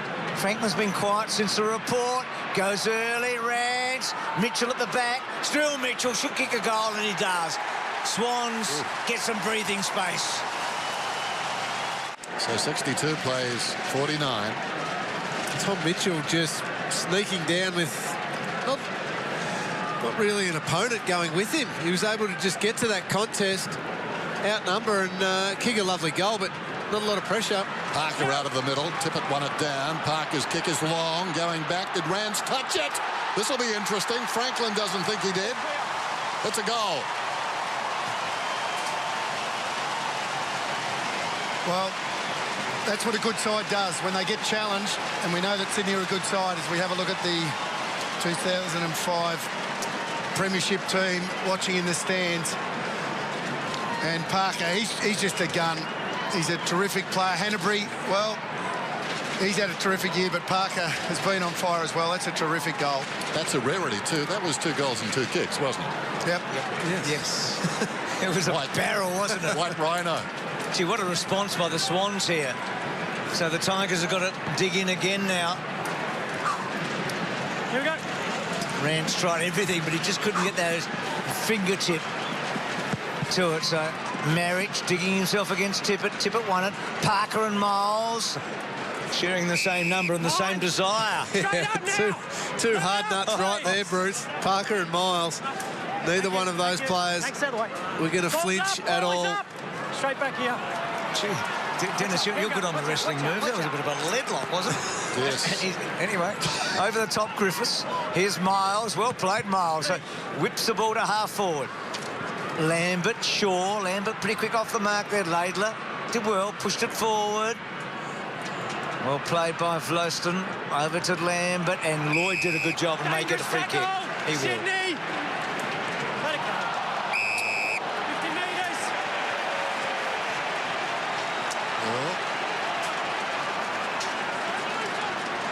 It's been there from the start, hasn't Oh, it? yeah, they've been sort of nasty to one another all night, these two teams, haven't they? Yeah, well, before the start. I said from the start. It was before the start. Right on it, Jack. Do not creep.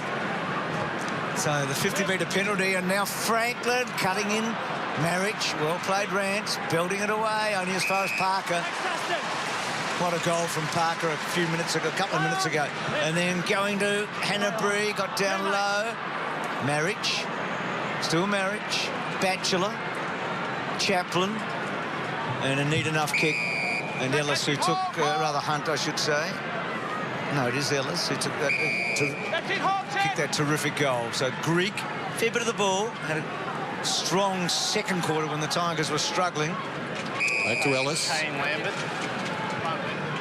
Short one to centre half back and Miles, who squares it. Now Cochin finds himself in space here, can take it and go. On the break is Vlostone. He marks. He can run to the 50 here, Vlostone. Plenty of options. Pulls it back and finds Gordon. Well, he had them at his mercy there. So much space, he could really consider what was on offer. Like a smorgasbord, there were about 3. Hard to guard them when it's coming down so cleanly. Just so important when you have that time and space, Dennis, that you do use it. And they did on that occasion, the Tigers. Gordon can kick a goal. 7th possession. Such an important kick. They really had a run on, and Sydney have boxed their way out of it, at least in the short term. And this one is good.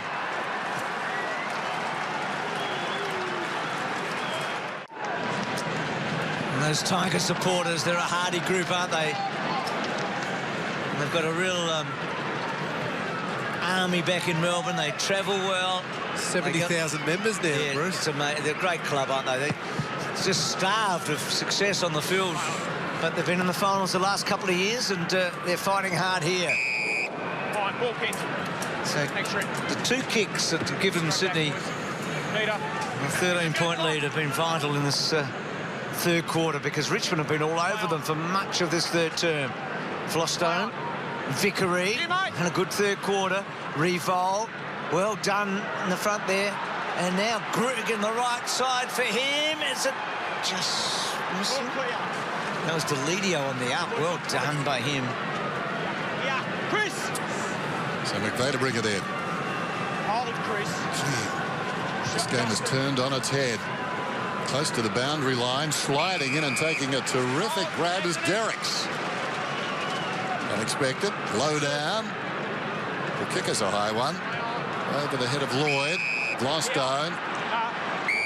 Unrealistic attempt here. Straight in. Thanks, Sean. There's been a lot of umpiring tonight. Especially in this third quarter. Liggy was on the right track. Hide the whistles. Play on. Let it go. Thank you. So Lloyd drives it around that outer side wing.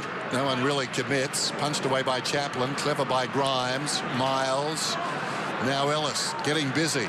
He's a key cog. Hooley miscues with a kick. It bounces through the centre square. Rowan slaps it away from an opponent. Follows up. Lays a tackle. Gordon's in trouble. Got it out in the nick of time. Griffiths. Hooley loops it over the top. Newman moves it on, and now Gordon. With a short, careful kick to Deledio. Richmond very impressive here. And Deledio's got a long kick. He squeezes to the pocket. Revol's got it. Spectacular mark. Well thought out by Deledio. And Jack with the biggest kick of the night coming up.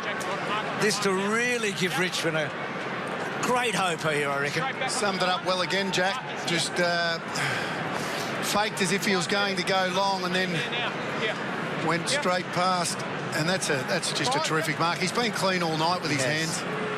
Hasn't had a big impact in this third quarter because I think Vickery's come in and he hasn't been in too many contests. Now, he's a long way out to be doing this, isn't he? He kicked a goal from... to go in the second quarter. That's a great kick. He's dobbed it. He's kicked 3, and the Tigers keep on coming on. See there under pressure. McVeigh very close to the man on the mark, but the umpires are allowing that more now. So that was a great kick by Jack. Margin back to just 6 points. Tigers searching for a levelling goal here out of the middle. Down towards half forward by Parker. Ellis again. Chaplin. A choice of 2. They combine. Martin got it from Cochin to Hunt. Runs to the wing. Goes down towards half forward. Vickery tumbles forward. Grundy dives in. Vickery goes again. Can't control the footy. Hunt taken down. It was a good tackle. It may have slipped a little high, but the umpire lenient on that occasion. The tackle came from Reid. I don't think that I've seen The rules put to a test, quite like this one tonight. The laws of the game have been explored by players of both teams. You have to wonder how much emotion was seen at half-time with Buddy Franklin in there. You saw the players talking. The players talk at half-time, Lingy, you know that. He's on report, he looked concerned, and then they come out and they're just not quite mentally there in this quarter, and the Tigers have taken full advantage of that, and that's taking nothing away from the Tigers. But throw in a Kurt Tippett report as well, the start of this third quarter. During the quarter, but I just wonder whether that had some effect at half-time. Block, Sydney, advantage. So the block there with that ruck contest. Here is Franklin's been very quiet since the report. Vlostone played pretty well. He started exceptionally well, had a quiet patch, not a great kick. Cochin's been really good, hasn't he? Fantastic. He's been superb. Deledio under pressure, gets it back out. Cochin is playing some sort of a game. Quick kick by Hunt to centre half forward. Well done by Cunningham to get in the road of Grigg. And then Laidler belting the ball away. Oh, Jetta was looking for a run at it, but he couldn't quite. And Chaplin, terrible kick out wide. Ellis, and I think Ellis pretty happy to see that over with the racehorse alongside of him. Gee, Trent Cotchin has been huge in this quarter for Richmond. He's had the 9 touches. He kicked that goal off the ground, which got the run going. Was a sensational goal. Be kicking himself. He had a set shot to kick another. Didn't nail that one, but he has been huge for Richmond. So too Vickery. Brandon Ellis 9 possessions now as he flicked it to Grigg. His kick goes down towards half forward. Laidler missed it. Lambert in front. Well played. Gets ball to boot, moves it about 20 metres inside the forward 50. Cochin leading by example now, throwing the body in willingly. After it goes Smith. Cochin once more. And his team lifting alongside him. Revolt, can he finish? It deserves a goal. Well done, Trent Cochin. And Revolt's got 4. Scores are level here at the SCG, and a lot of it has been on the back of that man on the deck there. Trent Cochin, brilliant handball out to Jack Riewoldt. Great finish on the left foot. Cochin, 10 touches for the quarter, 5 score involvements. He has been sensational. Done some great work on his back in this quarter. I'll leave that done. Here's Vickery getting it from Edwards. Belted away by Grundy. They might be in front, the Tigers, at three-quarter time. It was all square last night. Jack going down. Edwards. This will be something. Edwards. Well, they're in front. Well, shades of the grand final last year. Grundy needed to mark that one, didn't he? Oh, gee, look at goal. Wow, that's, I think... that's not good. No. Kieran Jack. Going to be a busy night for the MRP after this game. Kick comes outside the defensive 50. Miles, what a wonderful mark. Well, Miles, 65 metres out from goal. Sends it back. Loose-looking kick, though, wanders across the front of goal. Laidler onto the loose ball. Kicks it wide. Now it's a race. Rance, 2 thoroughbreds here, and Rance wins the day. Knocked it to his own advantage. And then kicks it to Vickery, who can run on. He flirted with the idea. Didn't go. Well done, Alex Rance. He has been very, very good. Buddy had the points early, but he has been very, very good from about quarter time onwards. Crucial one-on-one contest. That time he just backed himself, backed his athleticism, read the play. Not only stopped Buddy, created the turnover, got it into Ty Vickery. That is sensational footy. That's why he's so good, though, because he gets the pill himself. He's not just a negator.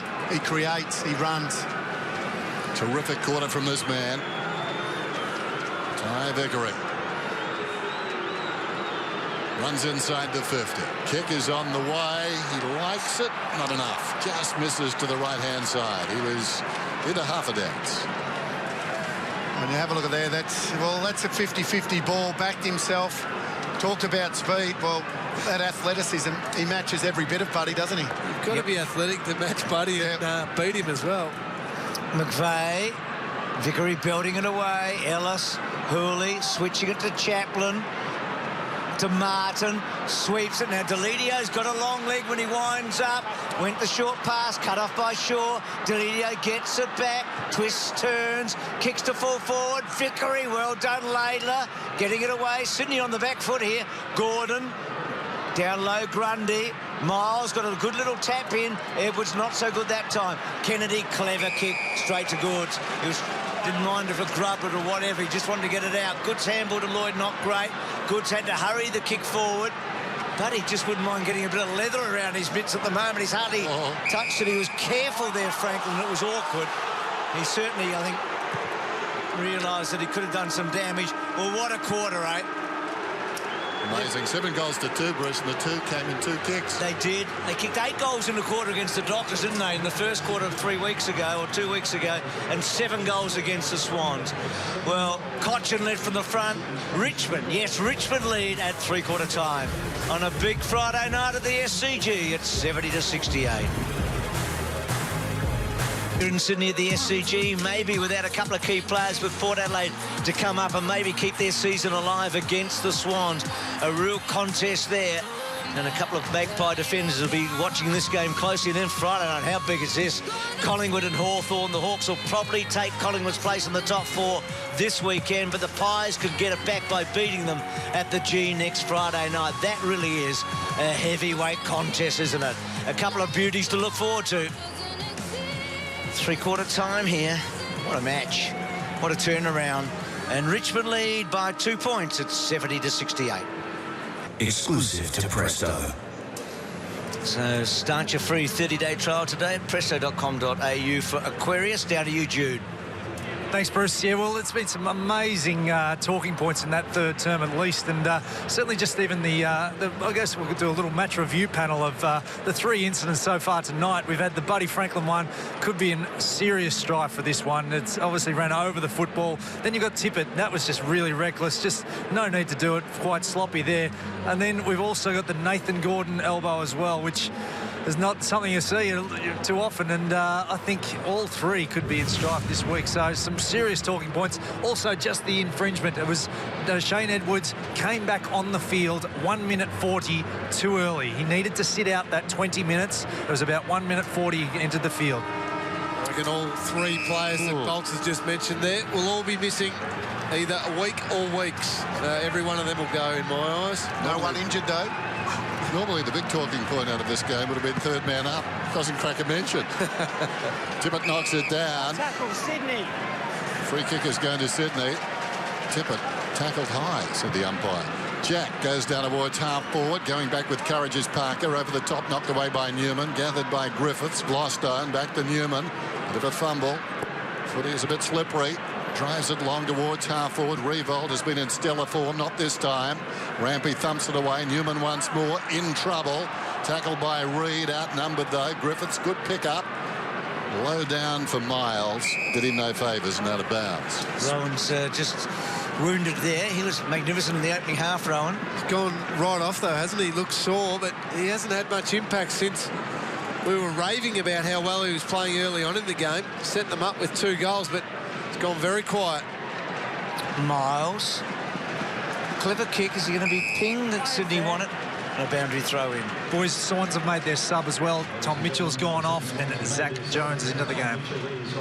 So Jones, just his 5th game, and ironically the 3rd time he's played against the Tigers, so he knows the opposition.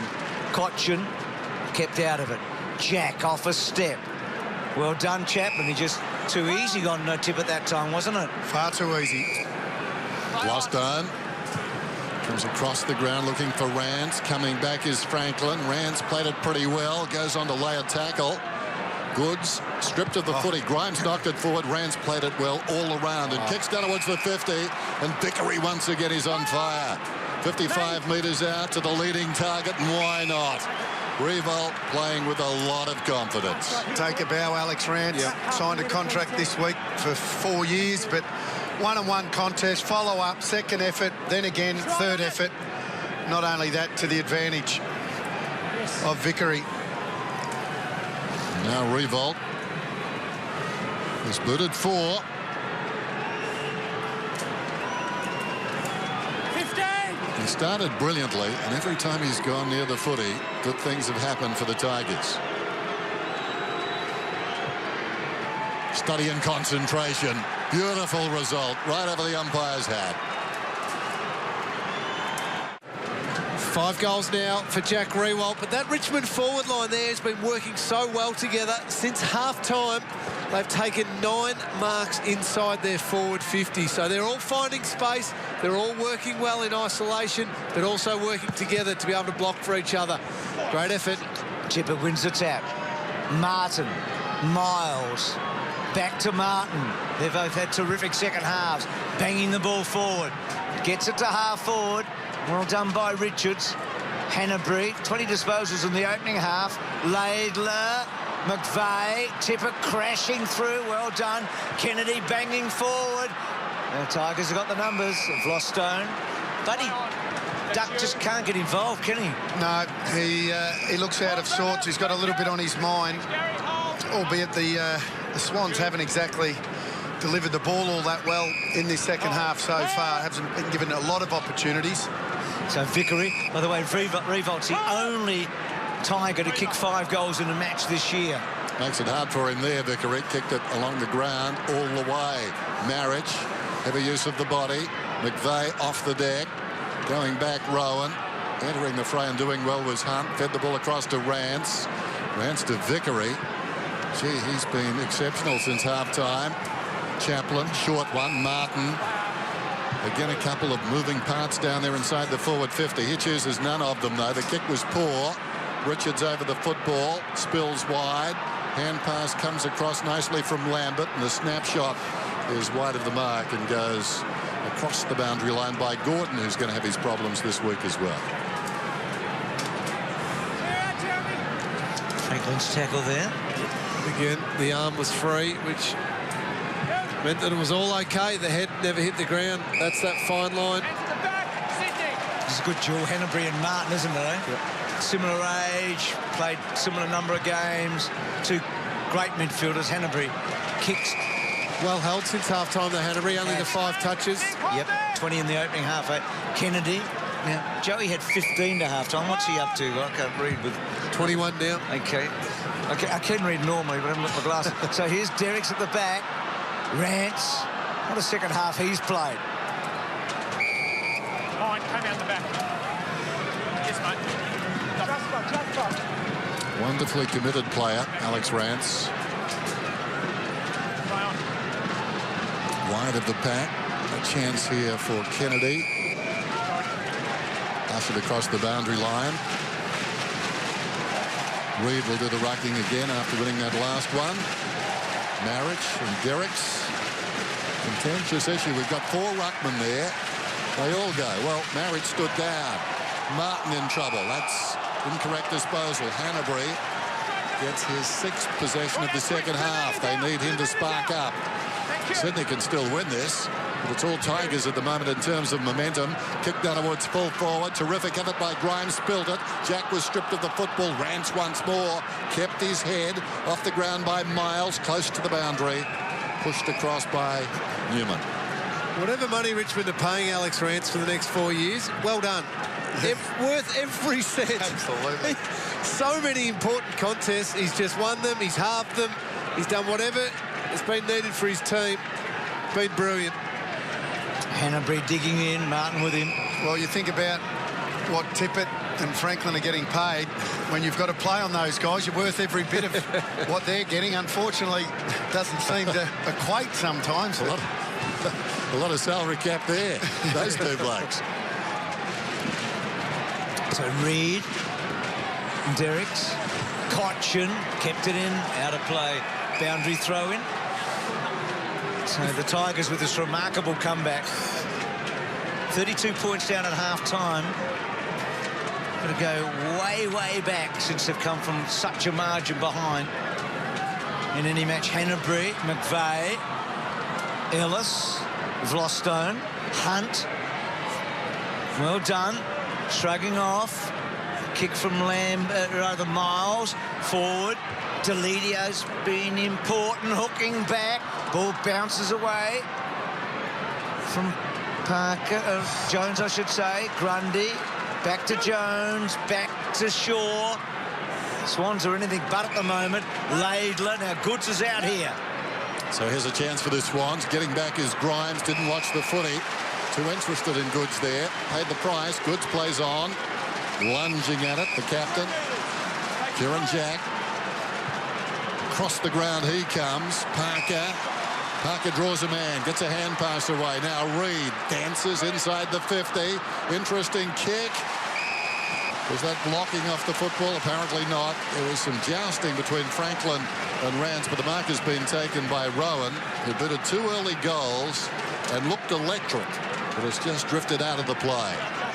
Great vision as we have a look at Goods' mark there. Jumps a little bit early, but wasn't it great vision by Jack to find Parker on the opposite side of the ground? And Rowan has been kicking it a long way tonight. This one, well, goes further than he needed. It goes out of bounds on the full in the opposite pocket. That was his poorest kick all night.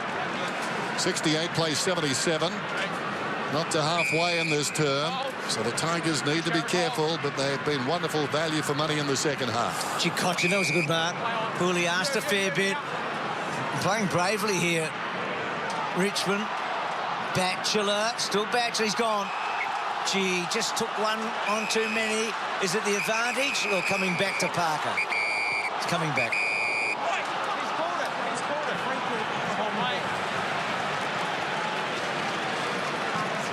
We know we can get the distance here, Parker. The umpire called that, but Tippett decided to take the advantage, so I'm not sure why it wasn't called advantage.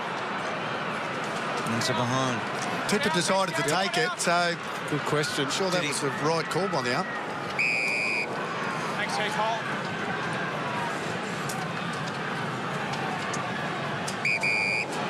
Here's Greg. Close to the boundary line. They've got the numbers out there, the Swans. It matters not, though. Vickery has got the feeling. Ty Vickery. Could be the making of him this game as he goes down towards half forward, drifting back with Courage Smith. Over the top. Giving a contest there, and slow to get up is Deledio.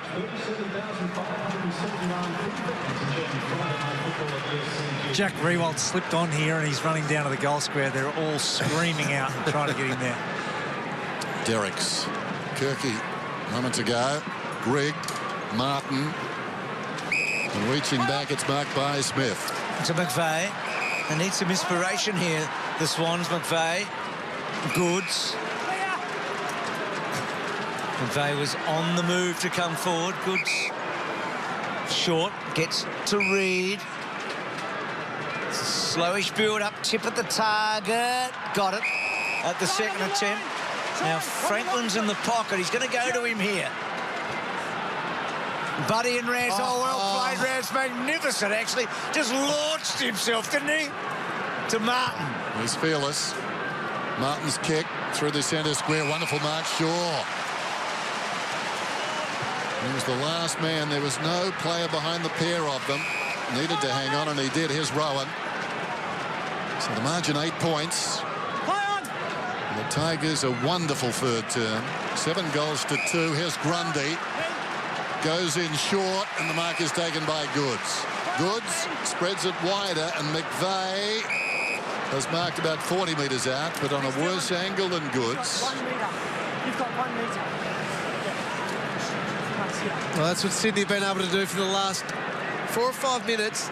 They've been able to win it back through the middle part of the ground, and then their precision kicking. They're starting to open up the corridor, open up the wider side of the ground, getting some shots at goal. They haven't been able to nail them yet, so important kick for Jared McVeigh, but they are controlling the footy a little bit. I mentioned 7 goals to 2 in that third term. The irony was the 2 goals came with 2 kicks, and it wasn't a free kick either. There's a follow-up, and this one from McVeigh across the face of goal. Vickery just sends it back across the line. And you've got to sing the praises, too, of Trent Cotchin. Inspirational in the third term. 10 possessions in that quarter. And some possessions that were really hard won. It's interesting with the Tigers. We often talk about leaders in footy and who's leading from the front, Hooley in the back pocket. But tonight you feel like Richmond, their leaders have... Cotchin's been superb. Really stood up in that third term. Rance in the back half's been wonderful. Vlostone on. Miles hugging the line. Has Vickery played a better second half than we've seen tonight? Well, what I love about the game is he was poor in the first half. So to come out after half-time and play well, it says a lot about where you're at as a player. It says that you're maturing. This is his best half against quality opposition too. He's got to finish it though. If he's going to get Richmond over the line, he has to finish. Here's Kennedy, got it from Parker. Kicks down towards half forward. It skids out of bounds, so a throw in. Halfway through the term, Tigers by 7. It's the biggest crowd, Denner, or the second biggest crowd since 2006 at the SCG, so it's a great turn-up. Obviously a big match, but also with the 2005 reunion. Tippett gets rid of Marriage, almost throws it down in front. Deledio, on his knees Gordon, Batchelor, Grigg, and now Cochin. Cochin goes in short looking for Vickery, reaching in. Grundy played it well and knocks it out of bounds. Speaking of the 2005 reunion, Bruce, the boys are just enjoying themselves a little bit. Not sure they'd be enjoying completely the game at the moment. They'd love a big Swans win, but I'm sure they'll have some fun. Play on. Grigg. Smith. Shaw got it back from Jack, off a step. Gets to centre wing. Chaplin and Derrick. And then clever by Lloyd off the ground. Rance has had a magnificent last quarter, in fact, last half, hasn't he? Yeah. Might be all-Australian centre-half back, full-back after tonight. I mean, a night like tonight really gives you some currency when it comes to something like that, doesn't it? Against the opposition. Huge. Marriage knocked it down, stolen though. Hanbury's kick only went 10 metres. Richards held a long time. Miles. And now Hooley squares the ball, pushing up his Batchelor. It's been handy. Batchelor on the wing, goes inside the forward 50. Off the fingertips of Jones, taken behind the pack down there by McIntosh. The two subs involved. And now McVeigh comes away. Short passes to Jack. Just get the feeling that Sydney are flexing a bit of muscle here. They're breaking down hopelessly up forward. And Franklin looks almost dispirited. Certainly played the second half with a heavy weight on his shoulders by the look of it, hasn't he? Richards. Wide, good kick. Derrick's falling over, but taking the mark. This is the important kick now for Sydney. Can he find a target? Can somebody take a contested mark? It's not a good kick, and Marriage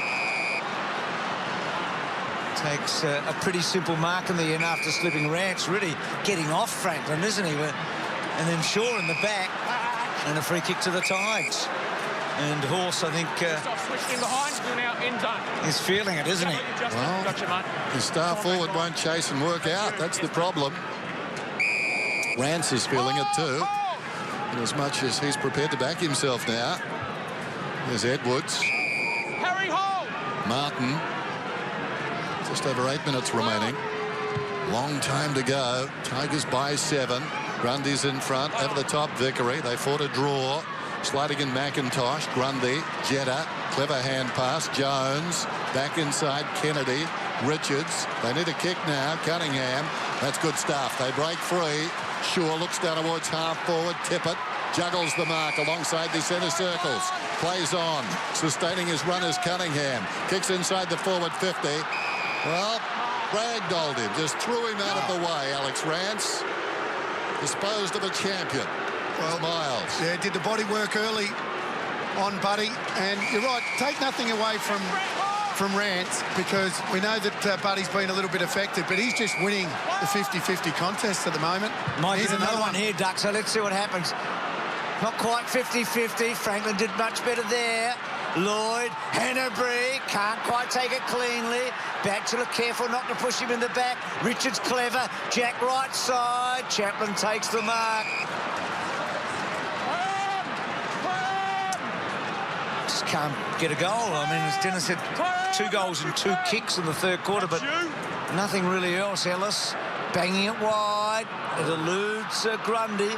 Derrick's doing well, doing the roving. Hooking back Derrick's. Good kick, actually. Cunningham got it.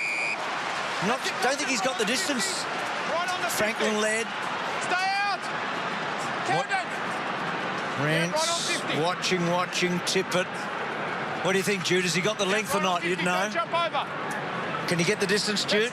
Almost right on the distance. I'd back him in, I reckon. I'll back him in. Okay. jump over. That's it, hold. Winds himself up. Good-looking kick. Well, it's one kick the difference. You sense they're coming, Sydney, don't you? Yep. But one goal could buckle them at the knees. Glostone. Hooley plays on. In short, running hard, McIntosh. McIntosh drives towards the wing and Vickery, outmanoeuvred by Jetta, a more mobile man who leads back in the race. He's got support too. Smith, normally a reliable kick, short. Jones. Hold, Dustin, hold. Both subs on pretty early tonight. Jones forward of half-back. High ball. Parker commits to the pack. Well done to Kennedy. The goal, the difference. Kennedy inside the forward 50. Tippett will mark it. Kick to his advantage. Lovely kick coming in. They made a change there. Buddy had been the deepest forward for about the last 10 minutes or so. They pushed him up the ground through Tippett as the deep player, wanted him one-on-one. Smart move just to show Richmond a bit of a different look. Should pay off with a goal now. So umpire Chamberlain had a look at the nose of Tippett. Tippett goes in and kicks the goal. And the scores are level. And this is a really, really strong mark. And when he's playing his best footy, this is what he's doing. He's had strong hands all night tonight. He's had a competitive edge about him. Good game. Well, stakes are huge here. Massive result either way for these two teams. Sydney finishing pretty hard now. Back to all square. Derricks, who's got a fair bit of the ball in the last quarter. Cotchin, who was magnificent in the third. Back to Shaw, fending Edwards off. McIntosh running hard. First time he's been a sub tonight. He hasn't missed a game since debuting. Revolt going to ground. Laidler, Rampy. Rampy on that left. Good-looking kick. It could be dangerous. So Kennedy superb. Got rid of his man. Can't quite find it. Reed, Newman, Kennedy, Cunningham. Over to Zach Jones. Off a step to half forward. Franklin and Rance. And coming in, good mark, Grimes. Rance holding Franklin. Legitimately, I say holding him body to body with him, stopping him from getting a run. Grimes, dangerous kick. Free kick is going to Miles, who's had a very good night. And now 50. Demonstrative abuse. There you go. I think we missed it. Demonstrative abuse. So Miles, aided by that, is almost within scoring range. It's had the lot tonight. Short one, Revolt on the lead. Strong hands, wonderful mark. Well, he has been brilliant tonight, Jack Riewoldt. 5 goals already. He looked up and about right from the start of the game. He was running well. His work rate was huge. Duck spoke about that early on in the game. Strong hands. Gee, every one of his kicks has been important, but this is probably the biggest one of them all. There's the 50. Abuse towards the umpire. Set up this shot at goal. What an important kick. Well, he grew up barracking for the Swans, Jack Riewoldt. This to break the deadlock. Kick is on the way. Such a reliable kick. Steers it right through the middle. Here's the live ladder. Have a look at this. Richmond up to 6th if they can hang on here. And Sydney, really, that chance of a top 2. A long of footy still to go, but this would be a massive loss for them. They'd come right back to that sort of group battling for a top 4, so that bounce will come back. It's funny, it was a scrappy game early on, but it's really turned into a good game of footy. Some big individual physical efforts. Trent Cotchin in that third quarter, some brave efforts by some Sydney players. It's turned into a really good game of footy. Well, Tigers haven't won here at the SCG since 2004. Hanbury's kick forward. Good, sweeping onto it. Great tackle, though. Franklin trying to get involved. Marriage. Rance yet again. Hooking the ball out. Laidler. Good pressure from Gordon. Brought him down, though, when Laidler didn't have it. And a boundary throw in. So the last time Richmond have overcome such a deficit in a match at half-time was in a premiership year in 1973. They were 32 points behind tonight. And as I said, they have not won at this ground since 2004. Derricks has done okay, knocked it down, but Cochin runs onto the ball. And hand passes along the boundary line. I think the umpire suggesting compassionately it slipped, and it may have done because that ball is slippery. And Cochin looking for distance on the hand pass, mistimed it.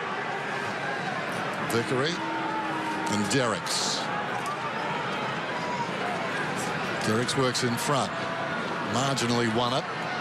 Grigg goes after it. Strong second half by Grigg. Deledio got it to Martin at close quarters. Knew where the help was. Comes to Cochin. Cochin long down towards full forward. Back Jack. Back he goes. Rampy trying to go with him. Swings a boot at it. Revolt. Following up. Like a penalty. Marriage puts it in the right-hand corner. Oh, wow. Oh, well, that was all to do with Jack's recovery. I mean, it was a good kick and then just couldn't quite get back onto the footy, Jack. And it was the contest 2-on-1. He halved it, Jack. And the ball just sat there beautifully for big Marrick. Look at that. Two Swans players not able to kill it. Won't kick much easier than that. I reckon he's done that before, though. Right in the corner, close to the post. You'd never call him a Matilda, would you? But what a finish, and what a finish to this match. Gee, what about these Tigers, eh? The Dockers on a Friday night in Perth. The Swans on a Friday night in Sydney. 5.5 goals down at half-time. Kennedy. So much for Sydney to do now. Oh. And Flosstone cuts it off and probably cuts the Swans off at the knees with that. Out wide to Grigg. If you take away West Coast, what a month and a half Richmond have had. Oh, they've been huge. The bye came at a bad time for them, didn't it? Yep. A little bit sloppy last week against West Coast, but back to their best tonight. Almost a one-hander by Griffiths. Grundy. Sydney going nowhere, though, fast at the moment. That ball squeezing out. How good Vickery has been. Drives it inside the forward 50. Almost Ellis. Laidler breaks away. Time of the essence here. Franklin has been outgunned in his final term, and again. Ball might come his way, though. Rowan, slow to release it. Franklin's got it. Goes over the top to Goods. Well, it was an errant hand pass, and now the ball surrounded by Tigers.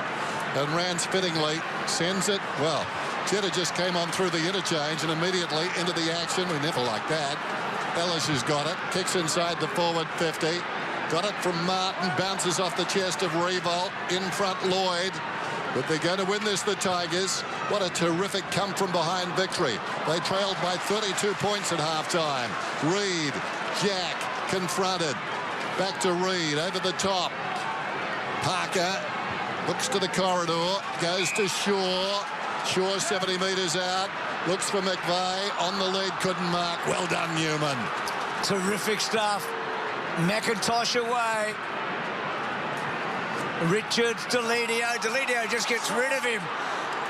And then charging towards goal. Vickery setting himself. Grundy. And the ball out now. 10 goals to 3 in the second half. 32 points down. The last time they came from such a margin in any match at halftime was against Collingwood in the 1973 prelim final. This is big stuff by Richmond. They haven't won here for 11 years. They've taken the Dockers in Perth and they've taken the Swans here in Sydney. And they might get one last one. They do. You can't ice the cake anymore, can you? Oh, Miles finishes it off. How delicious it's been, eh? 11 goals to 3 after half-time. An historic win for Richmond. We're from Tigerland, a fighting fury, we're from Tigerland. In any weather you will see us with a grin, risking head and skin. If we're behind it, never mind, we'll fight and win, for we're from Tigerland. We never weak until the final siren's gone. Like the tiger of old, we're strong and we're bold, for we're from Tigerland. Yellow and black, we're from Tigerland. Well, who would have thought it at halftime, eh? 32 points the difference in inspired second half by the Tigers. Revolt was there all night. Miles was terrific. So I think Jude might be down with another guy who really lifted them, didn't he, the captain? Down here with Trent Cotchin. Trent, what an enormous win tonight. Yeah, it was. I mean, we let ourselves down in that second quarter just with our effort and intensity. I think we'd had a low number of tackles in comparison to games previous, so we had to pick up our effort and intensity around the contest, and then we started winning some one-on-ones down the ground, which really helped us put a score on the board, and full credit to the boys. They worked their bottoms off for the second half. The forward line seemed to function seriously well, with Vickery obviously moving really well, but also Jack Rewalt was sensational. Yeah, I think when you get them up and down the ground, it's hard for defenders to keep up with them. They're a pretty mobile group, so it's nice to see them clunking a few, kicking goals, and I think it was just a really good team performance, to be honest. And your goal off the deck, mate, that's probably what's kick-started it? Oh, mate, I just threw it and hoped for the best, and it went through. So, yeah, full credit to the boys to turn around a game that seemed almost out of reach to come back and win really well. It was a great result for our team. Enjoy the win, mate. Thanks, Jim. Good to see you. Remarkable second half. So this he was in the thick of it, wasn't he? I think that was the AFL official, and I think this is about the interchange situation with Damien Harwick. So massive win. I mean, so many talking points, but the biggest talking point, obviously, is Richmond's effort to come from so far back. And Alex Rance, well, what a week it's been for him as Damien Harwick's out there. Back to you, Jude, with Alex. Alex, you had an absolute sensational battle with Buddy Franklin. Really took the chocolates in the end. What did you think of that battle all night? Oh, yeah, it's always a real draining affair with Bud. Like, he's such a talented athlete and respect him so much. He probably got the chockies in the first half, and then the defensive pressure in the mids helped me out a lot, and maybe I got a bit lucky in the second half. Did you get a sense once he got reported that maybe he did drop the bundle a little bit or not? I didn't think so. Like, I never try and rattle the bear too much in the early days, but I made that mistake early and he got up and going, so maybe I just need to give him a bit of a cuddle next time. How good was the midfield? I mean, guys like Anthony Miles was just sensational through the midfield. Ellis and Cotchin, terrific as well. Yeah, we're just really growing in maturity. I think games gone by, probably wouldn't let that slip, but our composure with the ball and just good smarts really took us over the line. No, you were sensational tonight. Enjoy it. Cheers. Appreciate it. Yeah, he played a wonderful match, didn't he? Just love Tiger supporters, don't you? I mean, when they're up and about in Melbourne at the MCG, there's no bigger roar than a Richmond roar. 70,000 members, they're a big club, we know. They travel, and they team travel so well, Dennis. I mean, they're 13-5 in the last 3 years on the road against quality opposition generally. Yeah, it's amazing, and they've got such a rich history too, haven't they? I mean, a wonderful club, a power club, and based on tonight's performance, it could be coming back. Last year, that was a wonderful finish to the season when they stormed home, won that final game against these Swans, but that was a different side. You got the feeling Sydney had nothing to play for, and Richmond, well, they got into the finals, but then, of course, fell short the following week in bad fashion. Last two final series, really, they've gone out in bad shape, but tonight, so much to like about them, so many good players out there. Trent Cotchin, one of them. It's like a passing parade. Everyone after halftime did their bit, and none more than him. Yeah, his effort for that 15 minutes of the third quarter made a big difference, didn't it? Yeah. Gee, this is a big result for other clubs as well. I mean, Hawthorn and West Coast. I mean, the two Perth teams sit on top of the table now. It's a long way to go. It's a long season. Richmond get themselves really into the mix now. They're in the top 6 after tonight. And after that second half, plenty of players in form, aren't there? I mean, Miles was good all night. 26 possessions. Cotchin, 27. In fact, Miles 29, I'm told now. So Miles 29 possessions. And Revolt, well, he was good from the start. You just got the feeling if they could feed him, he was going to be a lot of problems as far as the opposition was concerned, and so it proved. He got 6 goals, but so many heroes in the second half after what was, I'm sure, dismal, that feeling in the change rooms at halftime. Yeah, they had an awful second quarter, didn't they? But things changed pretty quickly in that third term. Bad loss, you've got to say, Bruce, for Sydney. I mean, they lost their discipline. They've got 2 players on report, key players for them. And really up forward in that last quarter, they lost their shape completely for a while. So much so that John Longmire had to try and get Buddy out of the road. Get Buddy out of the road, that's unheard of. Exactly. And, of course, Franklin's report, one of the massive talking points, it was a night where there were so many things going on, and yet this is overwhelmed by this comeback. Everything sort of put into the shade for the moment because of what they were able to achieve. To my mind, it's the best jumper in football, too. Yeah, I love it. It's a beauty. It's a good song, too, to be honest. Not sure about the sash on the back. Well, that doesn't matter. They can upset a team with a milestone. They've done it a few times this year, and they've done it again in a big way tonight. It's about the ticker behind the sash on the front.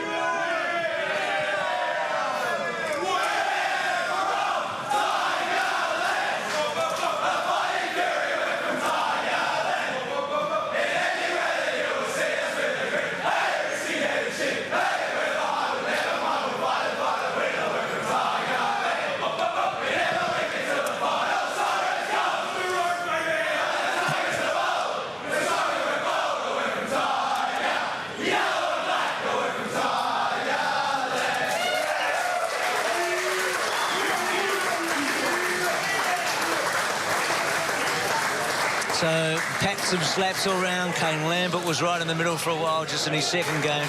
Ty Vickery played a second half that he won't forget in a long time.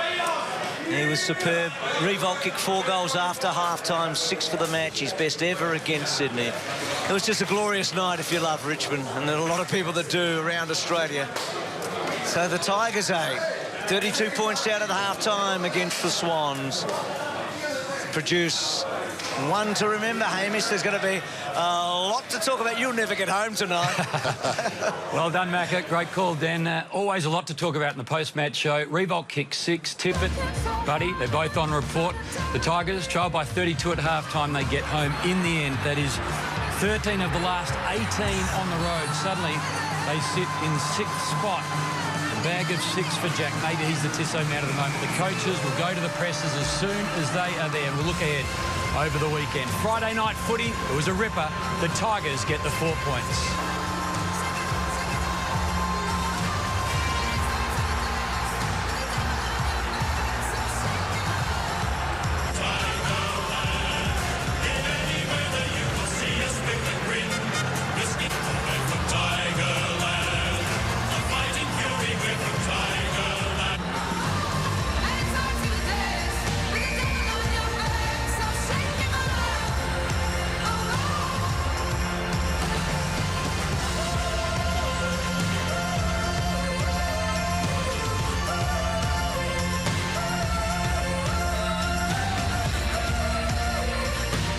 What a lineup it is on the Saturday night pre-game show.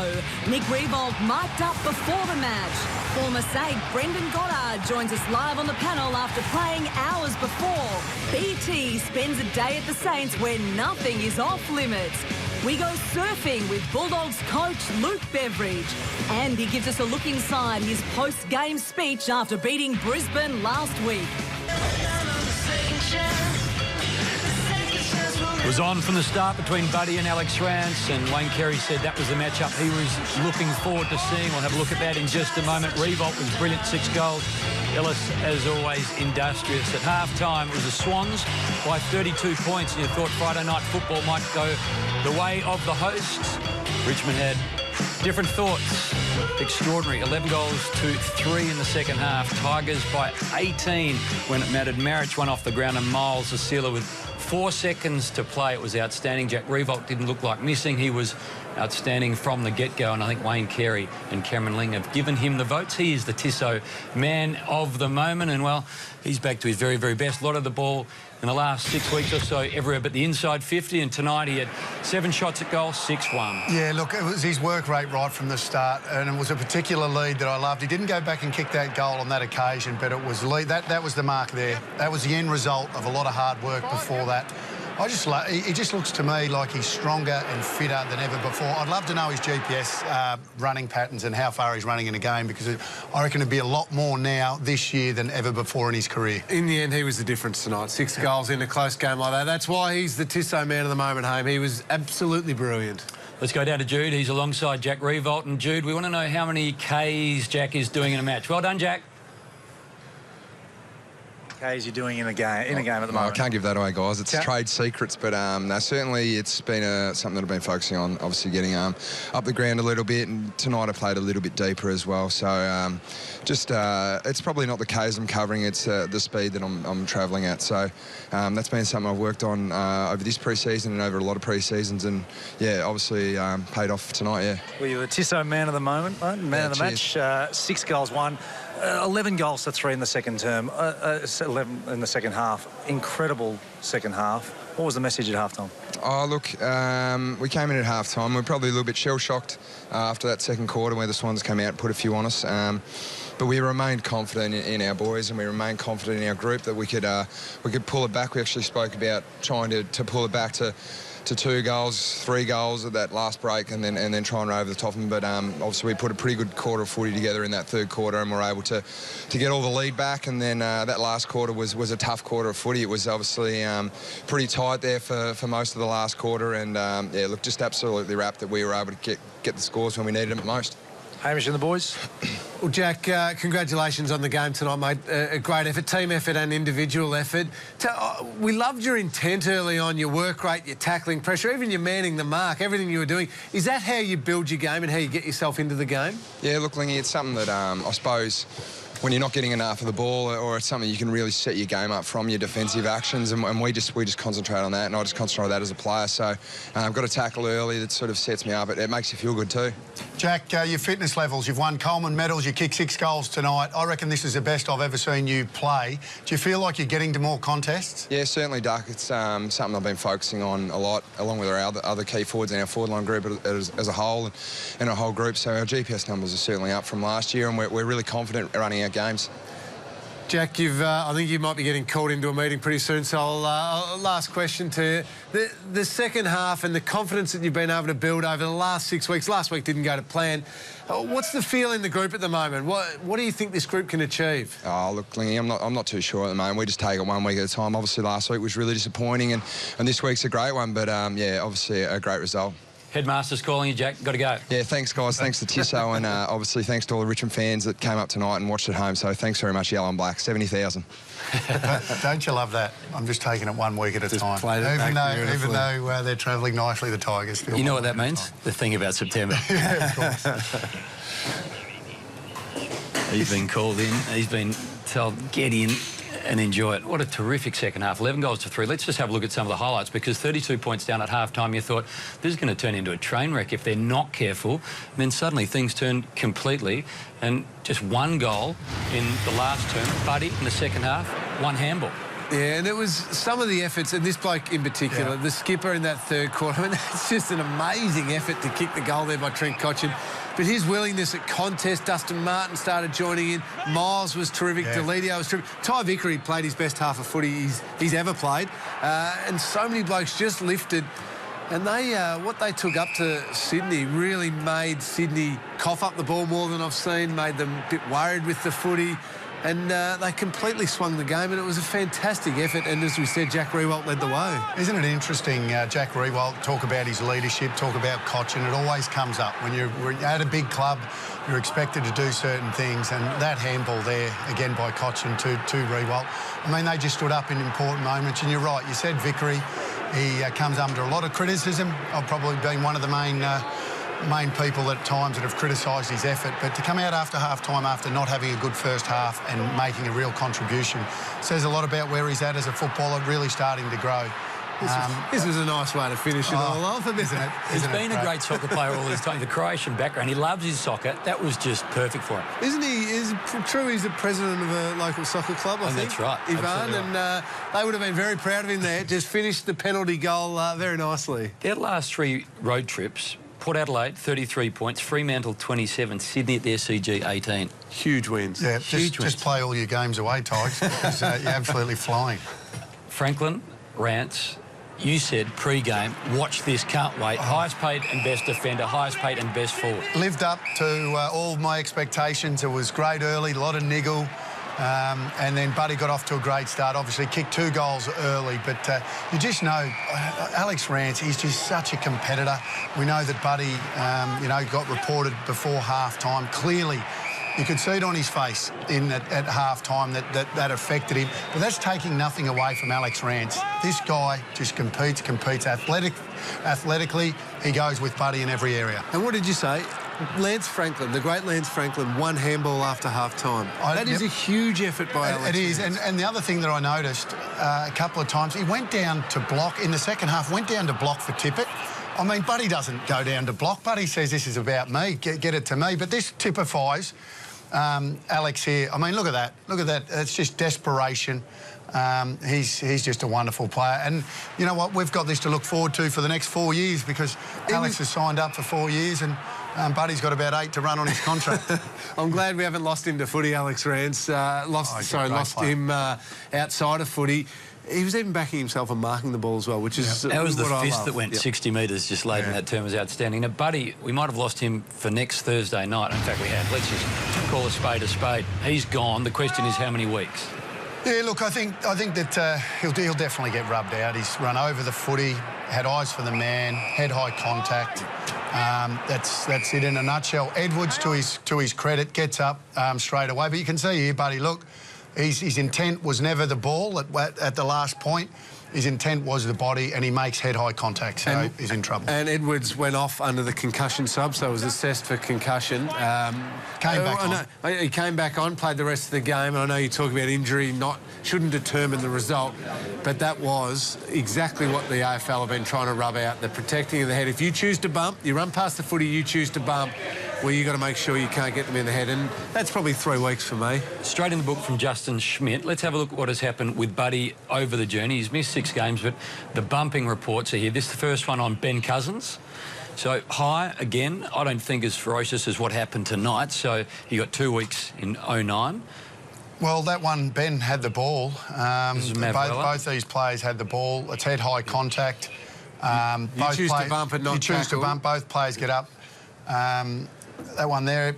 Missed a final? He missed a final. I thought he was a bit unlucky on that one, to be honest. Now, he's cleared with Clay Cameron here. Yeah, he got cleared with that one, which I thought was inconsistent, and I think that's why we had a problem that year because of those inconsistencies. Well, that one then brings back the question to tonight's one, because Clay Cameron wasn't injured from that one, and that's potentially why he was cleared. And no broken jaw, no anything like that. So if they're not severely injured, does that then bring his potential weeks missing right down or potentially get cleared? No, well... no clearing. I'm only asking. I don't believe it. Hey, Lingy, nothing would surprise me. Yep. Nothing would surprise me with the way the MRP adjudicate these things. Like I said, it's all based on the injury, and if you base it on that, Edwards wasn't injured, so who knows what will happen. High reckless. And I'm being very facetious when I'm saying all of this. Kurt Tippett, I was reading Titus O'Reilly, one of the great tweeters. He said Tippett might plead uncoordinated. He's going to miss. Let's have a look at what Kurt did. Flying elbow. That's just sloppy, and you know what, and you know, dangerous too. Dangerous. So that could do a lot of damage, that elbow to the jaw. Once again, Grimes stands up in it. I'll tell you what, the Tiger boys, they're tough. They're tough because there are plenty of other blokes in the league, I don't want to name them, that would have stayed down for a little bit longer than both those boys. He misses 2, though. 2? Well, 2 potentially down to 1 is... Yeah, he might... Oh, you say he misses 2, I mean, as well as Buddy. Well, but one or 2. Yep. OK, what do we learn about Richmond, first of all, tonight? Down by 32, half-time. You thought Swans are going to be too good. 11 goals to 3 in the second half. What did you like the most from the Richmond performance? Well, what we learned is exactly what I said. They're tough. I mean, you know, when they got hit, they got up. I just love the way that they were never beaten in a contest. They continued to work, and after half-time, you've got to put scoreboard pressure on. I mean, all of a sudden, obviously, Rance gets on top of Franklin. Miles lifts, Cochin lifts, Rewalt lifts, your team leaders, and that was the key to it. And we're quick to jump on their leaders sometimes when they're not going well. Yep. So at 2 and 4, they were getting belted. Yep. At 2 and 4, getting belted. Got to give absolute credit here to Richmond and their leaders. Trent Cochin, we said in that third quarter, that was a captain's quarter of footy. Jack Rewalt's a leader. I know he's not in the leadership group anymore, but he's a leader. He was huge. Dustin Martin, Brett Deledio, these players, credit, they were outstanding tonight. So they won 5 of the last 6. Only blip was Friday night footy against the Eagles, who have proven to be an excellent side, to the Swans. 32 up, gave up the lead. So it's, what is that, a 50-point turnaround in the second half? Yeah, I'm not sure what happened with Sydney because they were playing some pretty good footy in that first half. Like I said, look, taking nothing away from Richmond, I don't know whether they were affected by what happened with Buddy, and there was talk about it at half-time. You can't put it down to that. I mean, this side, they've played in grand finals, they've won grand finals, they're a very experienced team. So for me, they got beaten by a better team tonight. Simple as that. And they would be filthy. They would be absolutely filthy. Bit of blood on Kurt Tippett there. Caught one in the nose in, I think it was the third quarter, maybe the last quarter. But they'd be filthy. That was a disappointing coughing up of a lead from the Swans there. Whereas Richmond, they played the better footy, and they beat them at their own game, beat them at contested footy, all of that sort of stuff. Yeah, not a good night for the Swans. Jude loved it in and under, and so too does Anthony Miles. Jude is with the Tiger, who's made such a big impact since he arrived. Yeah, I'm here with Anthony Miles. Miles, he's sensational game, 29 possessions, 10 score involvements, and the little cherry on top is the snap at the end. Yeah, I was personally, reasonably happy with my game and good to get out on the scoreboard late there. How much belief has this group got? I mean, obviously just to turn that, I guess, a pretty poor second quarter around and then just run over the Swans. Yeah, it was certainly a game of two halves, I thought, and we didn't panic at half-time. We knew that if we stick to our processes and kept in the moment that that things had turned for us, and fortunately enough, they did. What was the, I guess, the learning outcomes from last week against West Coast? Was there plenty to learn from that game? Yeah, I think West Coast brought a real intensity to the game, and we probably didn't match them, around the scrimmages. And early tonight, I think Sydney beat us in that area, and in the third quarter, we really turned that around, got on top in the clearances and contested ball. And once we were getting the ball our way, our forwards were competing well and hitting the scoreboard. And now you're back to the G next week against GWS, a real chance there as well. Yeah, they've been playing some great footy, GWS, so another great challenge for us. We've actually been playing better away, I think, so it'd be nice to get back to the G, and we'd love to record another win. And what about Jack Rewalt and obviously Ty Vickery and Griffiths up front? It's a fairly formidable forward line to kick into. Yeah, it certainly is, and Jack's probably been playing that selfless role, getting up the ground the last couple of weeks, and for him to get forward, get deep and kick six was fantastic for him. And Griffo's and Ty's ability to compete and bring the ball to ground's been, certainly very important to us. Well, sensational, mate. A great game, and just keep crashing in around the packs, mate. Thanks, Jude. Cheers. Cheers, mate. You talk about some people's trash being other people's treasure. He has been unbelievable for the Tigers. And you speak to Koch and you say, what's changed for him personally?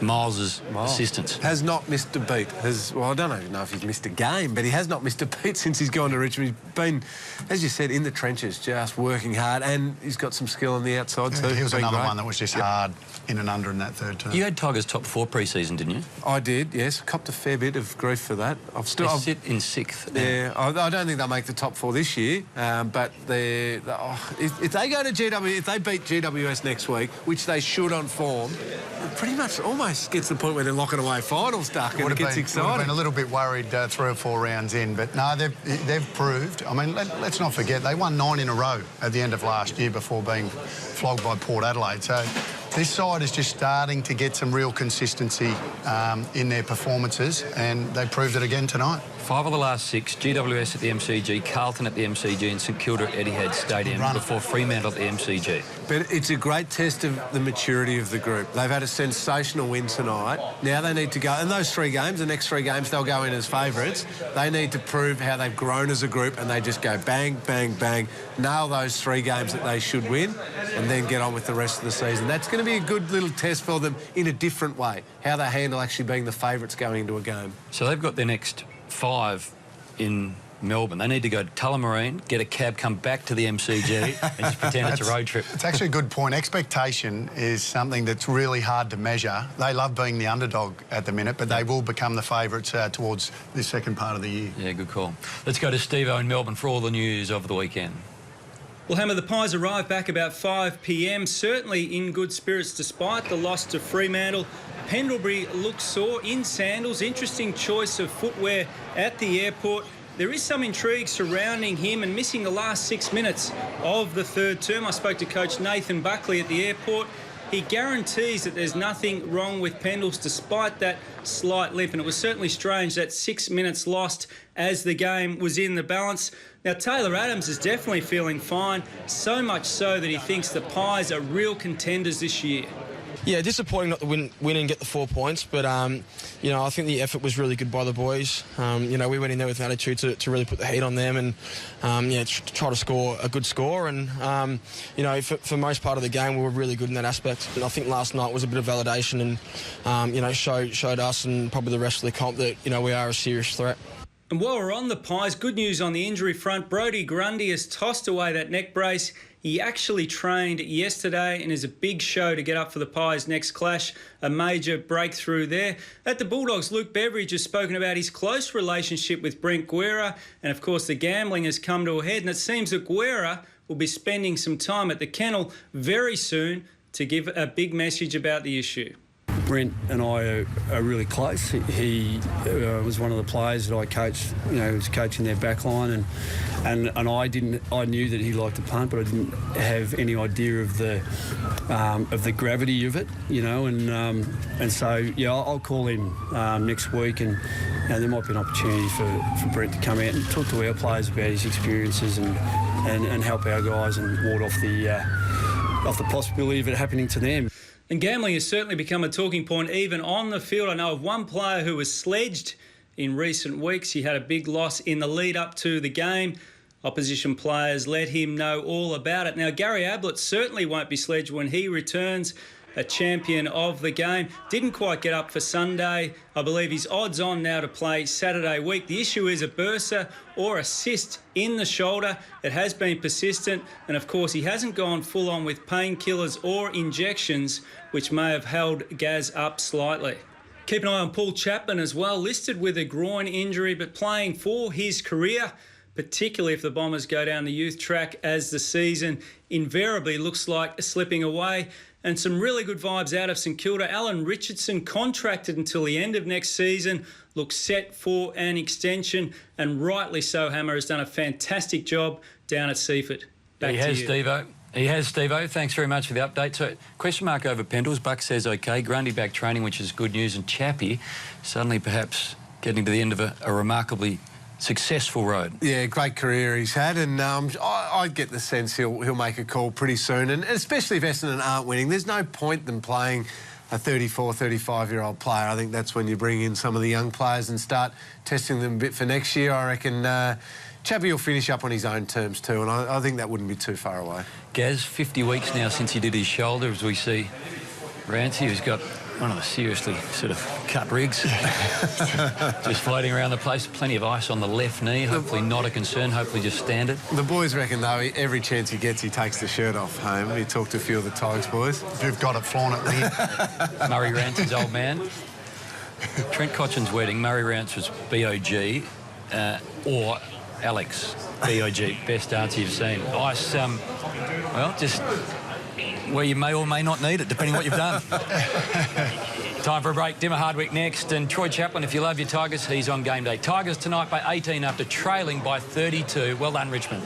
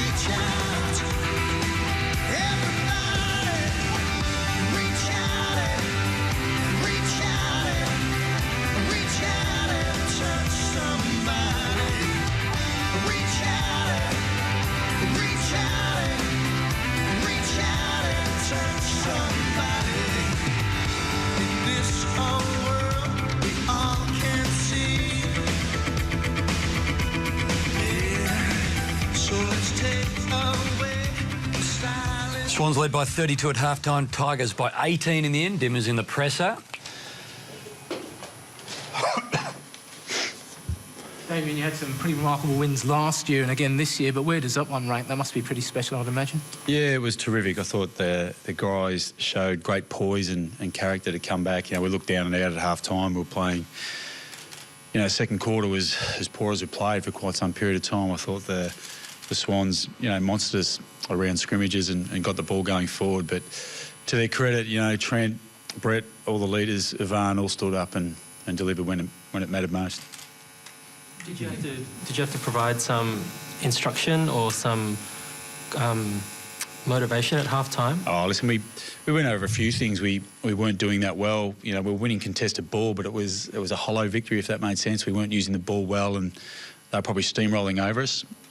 Second quarter, third quarter in particular, I think we won contested ball by plus 19. So, I thought Trent set the scene early in that third. That remarkable goal in the goal square probably got us started, which was incredible. And then Jack started taking control of the forward line as well as Ty Vickery up forward. So, look, and we had a few probably stern words at half time to make sure he came out with the right attitude. And I think we only had 13 tackles in the first half, which was not very good.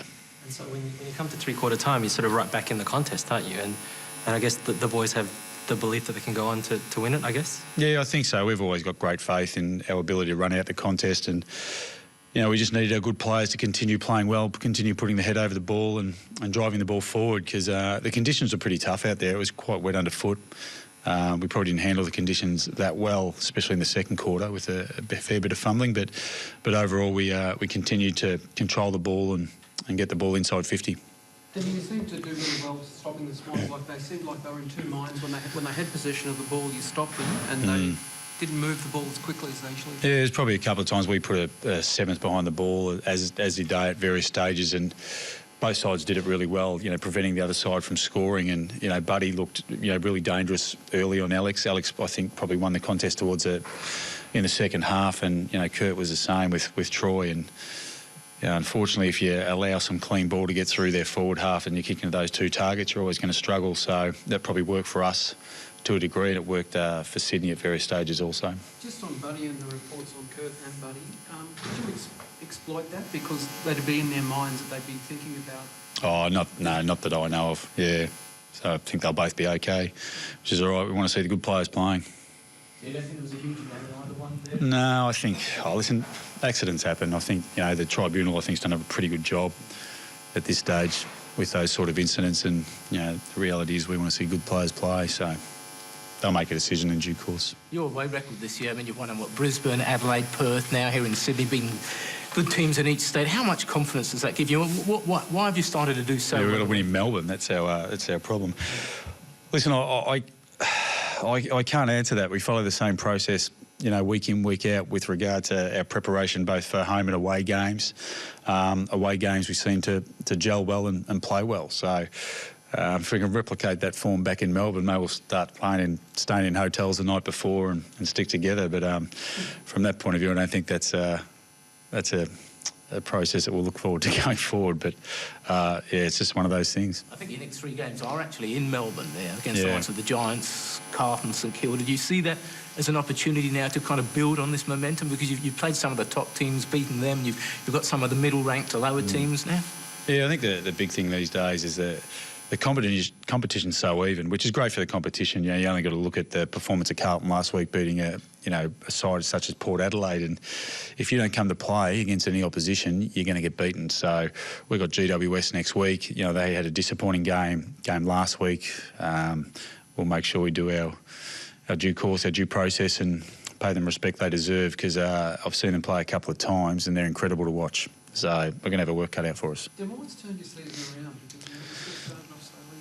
Yeah, I think there was it's in isolation, it's hard to say it was one thing, but look, we did have some problems personnel-wise. We were probably regularly making 3 to 4 changes every week. We couldn't get any consistency in our personnel, and which then sort of goes over to our consistency on field. We just couldn't get the players playing a cohesive brand of football, so to speak. We started to get that. The players have probably got a greater understanding of what we're after in certain situations. We still had a couple of issues tonight, which is going to rear its ugly head. And, at stages they're still a developing group. We've still got a long journey in front of us from our point of view. So we're going to get better. We're going to continue to challenge them and challenge ourselves and continue to get some wins on the board. Knocked out the likes of Fremantle and Sydney away from home. Everyone considers them to be 2 of the top 3 or 4 teams. Do you feel that you can kind of try and target a top 4 spot? Oh, we just worry about, our block of 4, which we've spoken about. I think now we're 3-1 in this block. We'll start a new block as of next week versus GWS. So from our point of view, we just worry about what's in front of us the next 4 weeks, and we play every moment on its merits, and that's all we've got to worry about at this stage, and the ladder will take care of itself. You probably would like 4-0 because a coach is a perfectionist. Yeah. If somebody had offered you 3-1, bearing in mind you were playing Fremantle and Sydney away from home, would you have taken that? Oh, absolutely. Like, some terrific sides we've played. We've been very fortunate. We've played well for the majority of the 4 weeks. We're disappointed probably our ability to use a ball last week, and at various stages tonight it let us down again. But for the fair majority, I thought we played some really good football tonight, which is pleasing for us, and more importantly, pleasing for our fans to see back home. Any injuries? Everybody feel okay? No, I think we're okay, which is a great result. Yeah. Thank you. Thanks, guys. Poise and character from the leaders, and the leaders were exactly that tonight. Marich, Revolt, Cochin, Delidio, when the situation demanded it, were outstanding, and we've just got to win back at home in Victoria now. We seemingly do it all well on the road. I don't think they'll have Nathan Gordon for the next outing. Well, he took care of Kieran Jack, and Kieran Jack bounced straight over, but Nathan Gordon adds to the list of Tippett and Buddy who are going to come out of tonight with a problem. Yeah, he just threw that elbow, didn't he, Duck? And Kieran Jack, again, it didn't hurt him, but, gee, that can do damage, that flying elbow. Yeah, it can. And I think Kieran actually probably turned at the right time, and the fact that he did says that Gordon may only get the 1 for that, but that is certainly very dangerous. You don't want to be throwing elbows like that. It says a lot about Kieran Jack, doesn't it? Just get up, get on with it, go, keep going. Jack Revolt, 6-1, 10 kicks, 13 disposals. He won the watch. He was brilliant. Yeah, he was brilliant, and we've spoken a lot about him tonight already, but when you play a game like this, and that's how he started it, just with his pressure, his tackling, his intent. When you play a game like this, you deserve to be spoken about, because he was terrific. He marked the ball well. That was the one you loved, Duck, where he'd done a heap of work off the ball to be able to get to that marking contest and take the mark. And you mentioned that he's looking as fit as you've ever seen him. He's moving as well as you've ever seen him, and he really is getting the rewards from it now. Yeah, he's playing the best football I've ever seen him, because not only did he kick goals tonight, but in games previous to this, when he's been playing well and getting the ball up the ground, Lingy, his decision-making and his disposal has been fantastic. I love his work rate. Tell me what you love about his running. You were talking about his patterns and where he's running before he gets the ball. Well, that's right. So he worked a lot up the ground, but then invariably ended up back inside 50 to end up getting the possession. But it's the work you do beforehand. You've got to get a gap on your opponent, so it's 1 lead, 2 leads, and it's smart leading. Tonight he led to the on-ball or whoever had the ball to their vision, so it wasn't a difficult kick for the leader. Just really smart football. Best footy he's ever played. Big rap. AFL fantasy. I wonder where Jack Revolt finishes. You're in charge, Lingy. Well, you'd think he'd be up there. He is in 3rd spot, Jack Revolt. Pretty evenly shared. The Swans boys dominating the fantasy points a little bit, but Miles, we've touched on him and how good a night he had, but how good he's been since he's crossed over to the Tigers. Josh Kennedy always scores well. You've got to lock Luke Parker in your team every single week if you're playing fantasy. And Dan Hanbury as well, just signed a 5-year deal. Probably quiet in the second half, really quiet in the second half, Hanbury, but very, very good in that first half. Still scored well. You talk about locking Luke Parker in. He's sort of almost the Jude Bolton replacement. He's downstairs with Jude. Right, we're down in the Swans rooms with Luke Parker. Luke, after seemingly being in a pretty dominant position in that second term, things just seemed to change in the second half. Yeah, it's a pretty disappointing game in the end. It's probably a game of 2 halves, and from what we saw at the start, we were attacking the attacking the ball, and we're probably up in most areas. I guess the second half they showed their desperation. We've seen this season such big momentum swings, and unfortunately none of us did anything about it in that third term, when I think they kicked 6 or 7 goals in that one quarter. So you got a real sense of that out there, that the leaders didn't probably stand up at that moment to stop the momentum? Yeah, I think that's always the case. Doesn't matter if it's a leader or a bloke, just a young bloke coming up, but someone needs to kind of say enough is enough, and put a stop to it and really get the game back on our terms. And for us, unfortunately, they were able to put their foot down and work their way back into the game. And we led them. We didn't do anything about it. You've got to regroup pretty quickly, obviously, for next Thursday. And also, Franklin and Tippett are already up on charges at the moment, so they've got a pretty tough week ahead. Yeah, I think we've got a short turnaround, so it's probably a good thing in a way. We can look at this game, put it behind us, because we got a quick turnaround, so you've got to forget about it and go into next week. We know what works, and we showed that in the first half. And yeah, the main thing for us is we want to be a dominant side for the 4 quarters, and that's probably the thing that we need to get right at the moment. Appreciate your time, mate. Cheers, Jude. Thanks, mate. Swans outstanding early, but Tigers get the 4 points. We played 2 games so far in round 13. Best of the rest. Lots still to like about the weekend. Hawks versus Essendon in one of the matches. Yes, yeah, big game. Look, there's going to be some tough decisions. You see Adam Cooney here. Chapman is actually not playing, so he's been dropped for this particular game. But you're going to have to make some tough decisions on these players in the next few weeks, Lingy. So big game for Cooney. Yeah, absolutely, Duck. Brisbane versus Adelaide. For me, it's all about Tex, the forwards for the Crows. Tex, can he kick a big bag? I love Tex Walker. And also his partner in crime, Eddie Betts. I reckon that Brisbane backline is very vulnerable, and Tex and Eddie would just be quietly, they'll never admit it, quietly eyeing off a bit of a bag. Big recovery if Tex plays after the corky. I'm looking forward to the Dogs and the Saints. Last quarter specialist. The Dogs brilliant against the Swans up here, and also the Saints so brilliant against both the Demons and the Dogs themselves. And well, the Saints are 55 points up last time they played. Can the Dogs beat them again, or this young Saints side somehow find a way? What a game that will be. This was the finish. What a finish. What was it, the last worst 41 seconds in the history of the game? But it's just going to be a ripper Saturday night footy. You'd be enjoying being a St Kilda supporter at the moment. They are a growing list, an exciting group. Carlton, for me, it is all about the future. This year, that man there, Cripps, he is exciting so many Carlton supporters. I also love Troy Menzel. That tackle there basically sealed the game for them against Port Adelaide. Looked like it was going to be a Port Adelaide goal. Troy Menzel nailed it. The future, if those 2 players keep going the way they're going, is eventually going to be very bright for Carlton. You had a big life when you win 3 premierships, you captain 1, you have barbecues with Kelly Slater, and you got your own TV show. Yes. You have done all of that. I've been very fortunate. This is Sunday. You got your own show launching.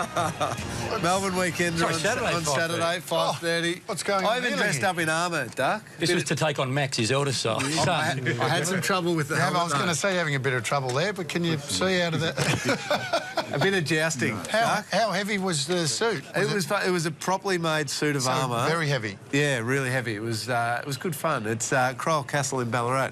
Should take the kids there one day. So Victorian viewers only, 5:30 Saturdays. Basically, what's going on in Victoria? Yep, have a look around. Well, Victoria's such a great state, beautiful part of the world, and so many good fun things to do.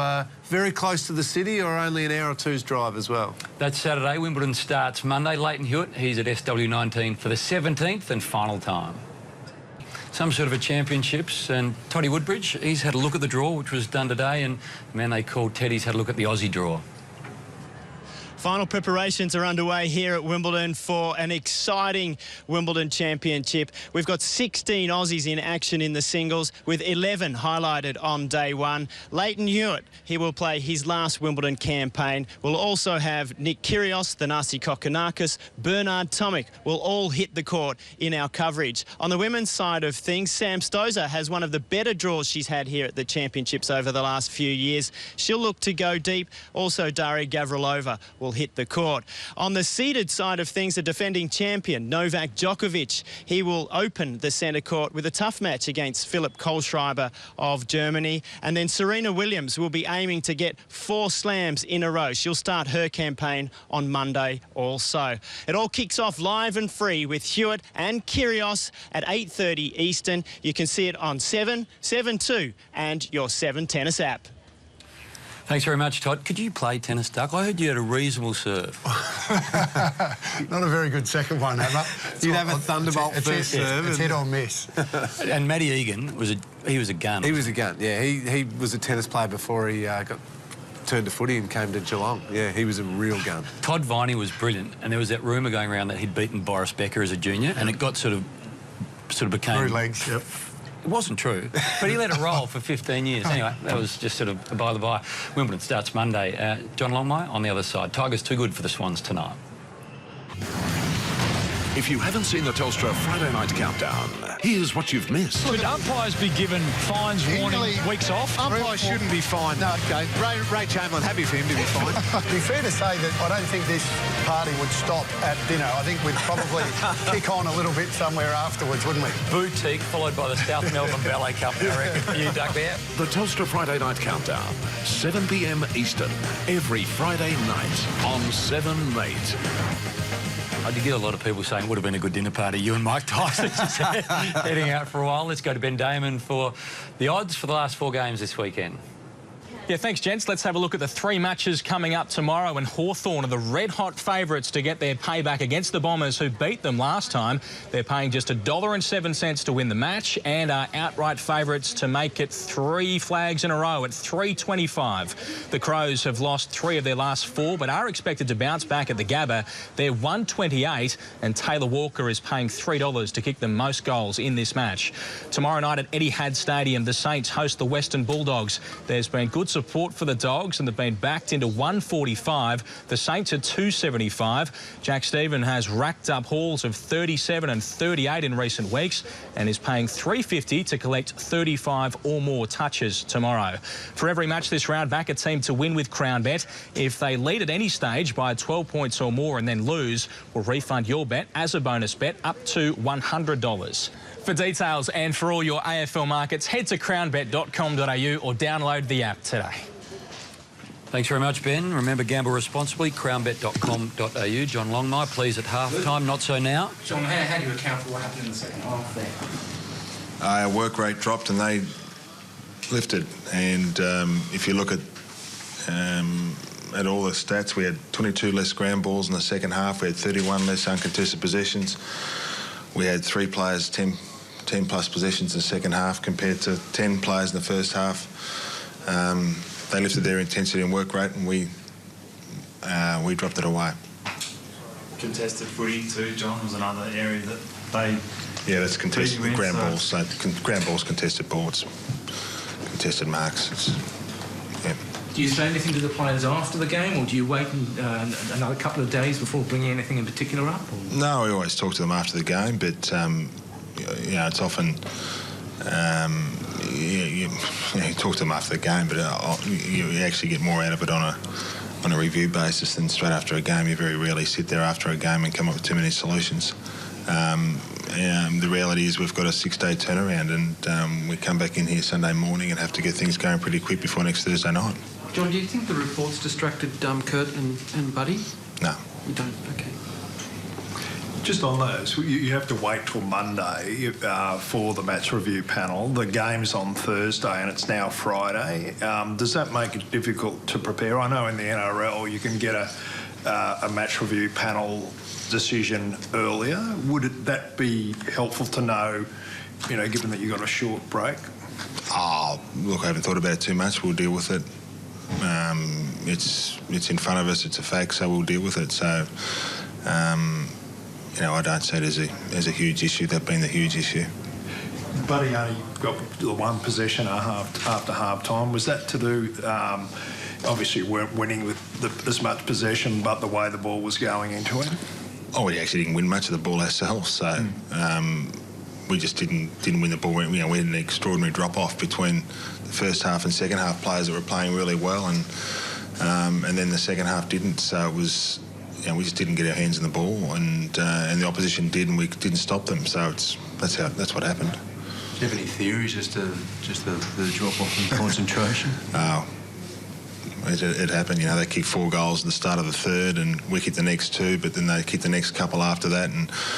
I thought after the 4-goal run, teams get momentum, and it happens in football every game, all the time. We had it the first half. They come out and clearly had it at the start of the third. We thought we got it back a bit after they kicked the 4. You'd rather not kick 4. We've usually been pretty good at that this year. But then we kicked 2. You think you got it on board again, and then you let a couple back in. So it's just the way the game's played. You've got to make sure that. When you wrestle that momentum back, you then surge again. Well, we didn't surge again, they did. Is the buy a factor at all? I think we started pretty well, 32 points up at half-time. No, I don't think so. You have Pikey back next week? Not too sure yet. I mean, his knee was pretty sore. That's why we didn't play him tonight. But I mean, he's a chance. I mean, he was sort of still a little bit sore at training during the week. So it was a bit rushed to bring him in this week. But obviously having the 2 weeks off the bye in this week gives him a chance to play next week. But we'll have to wait and see during the week. Good news earlier in the day with Hannah's re-signing. What does that mean to the club in the long term, having guys like him and Buddy and obviously Heath Grundy re-signing earlier in the week? Yeah, it's terrific. I mean, you know, they're important players for us, all of them. And Dan's a quality young player. You know, he's one that drives things pretty strongly, and he drives himself really strongly. He drives the group really strongly. So we're really pleased, obviously, and you know, he's an important player for us. Everybody else back up all right today, fitness-wise? I think so. We had a couple of injuries in the reserves, but I think the senior boys are okay. Good on you. Thanks, boys. So the Swans, after leading comfortably at half-time, suffer their third loss of the year. The Dockers, the Dogs and now the Tigers get the better of Sydney. Just 3 losses. They're in good shape. 11-11 to 14-11. Terrific finish from the Tigers. 11 goals to 3. Well, as in the last half, 11 to 3. The concerns are Buddy and Tippett for the Swans out of tonight. Yeah, Buddy, for me, I think you'd be looking at 2 to 3 weeks for that one. Kurt Tippett, 1, maybe 2, but I think probably 1 week. The force wasn't massive, but it's still a very dangerous action. I think they'll both miss, and it's probably good news for Port Adelaide playing them next week.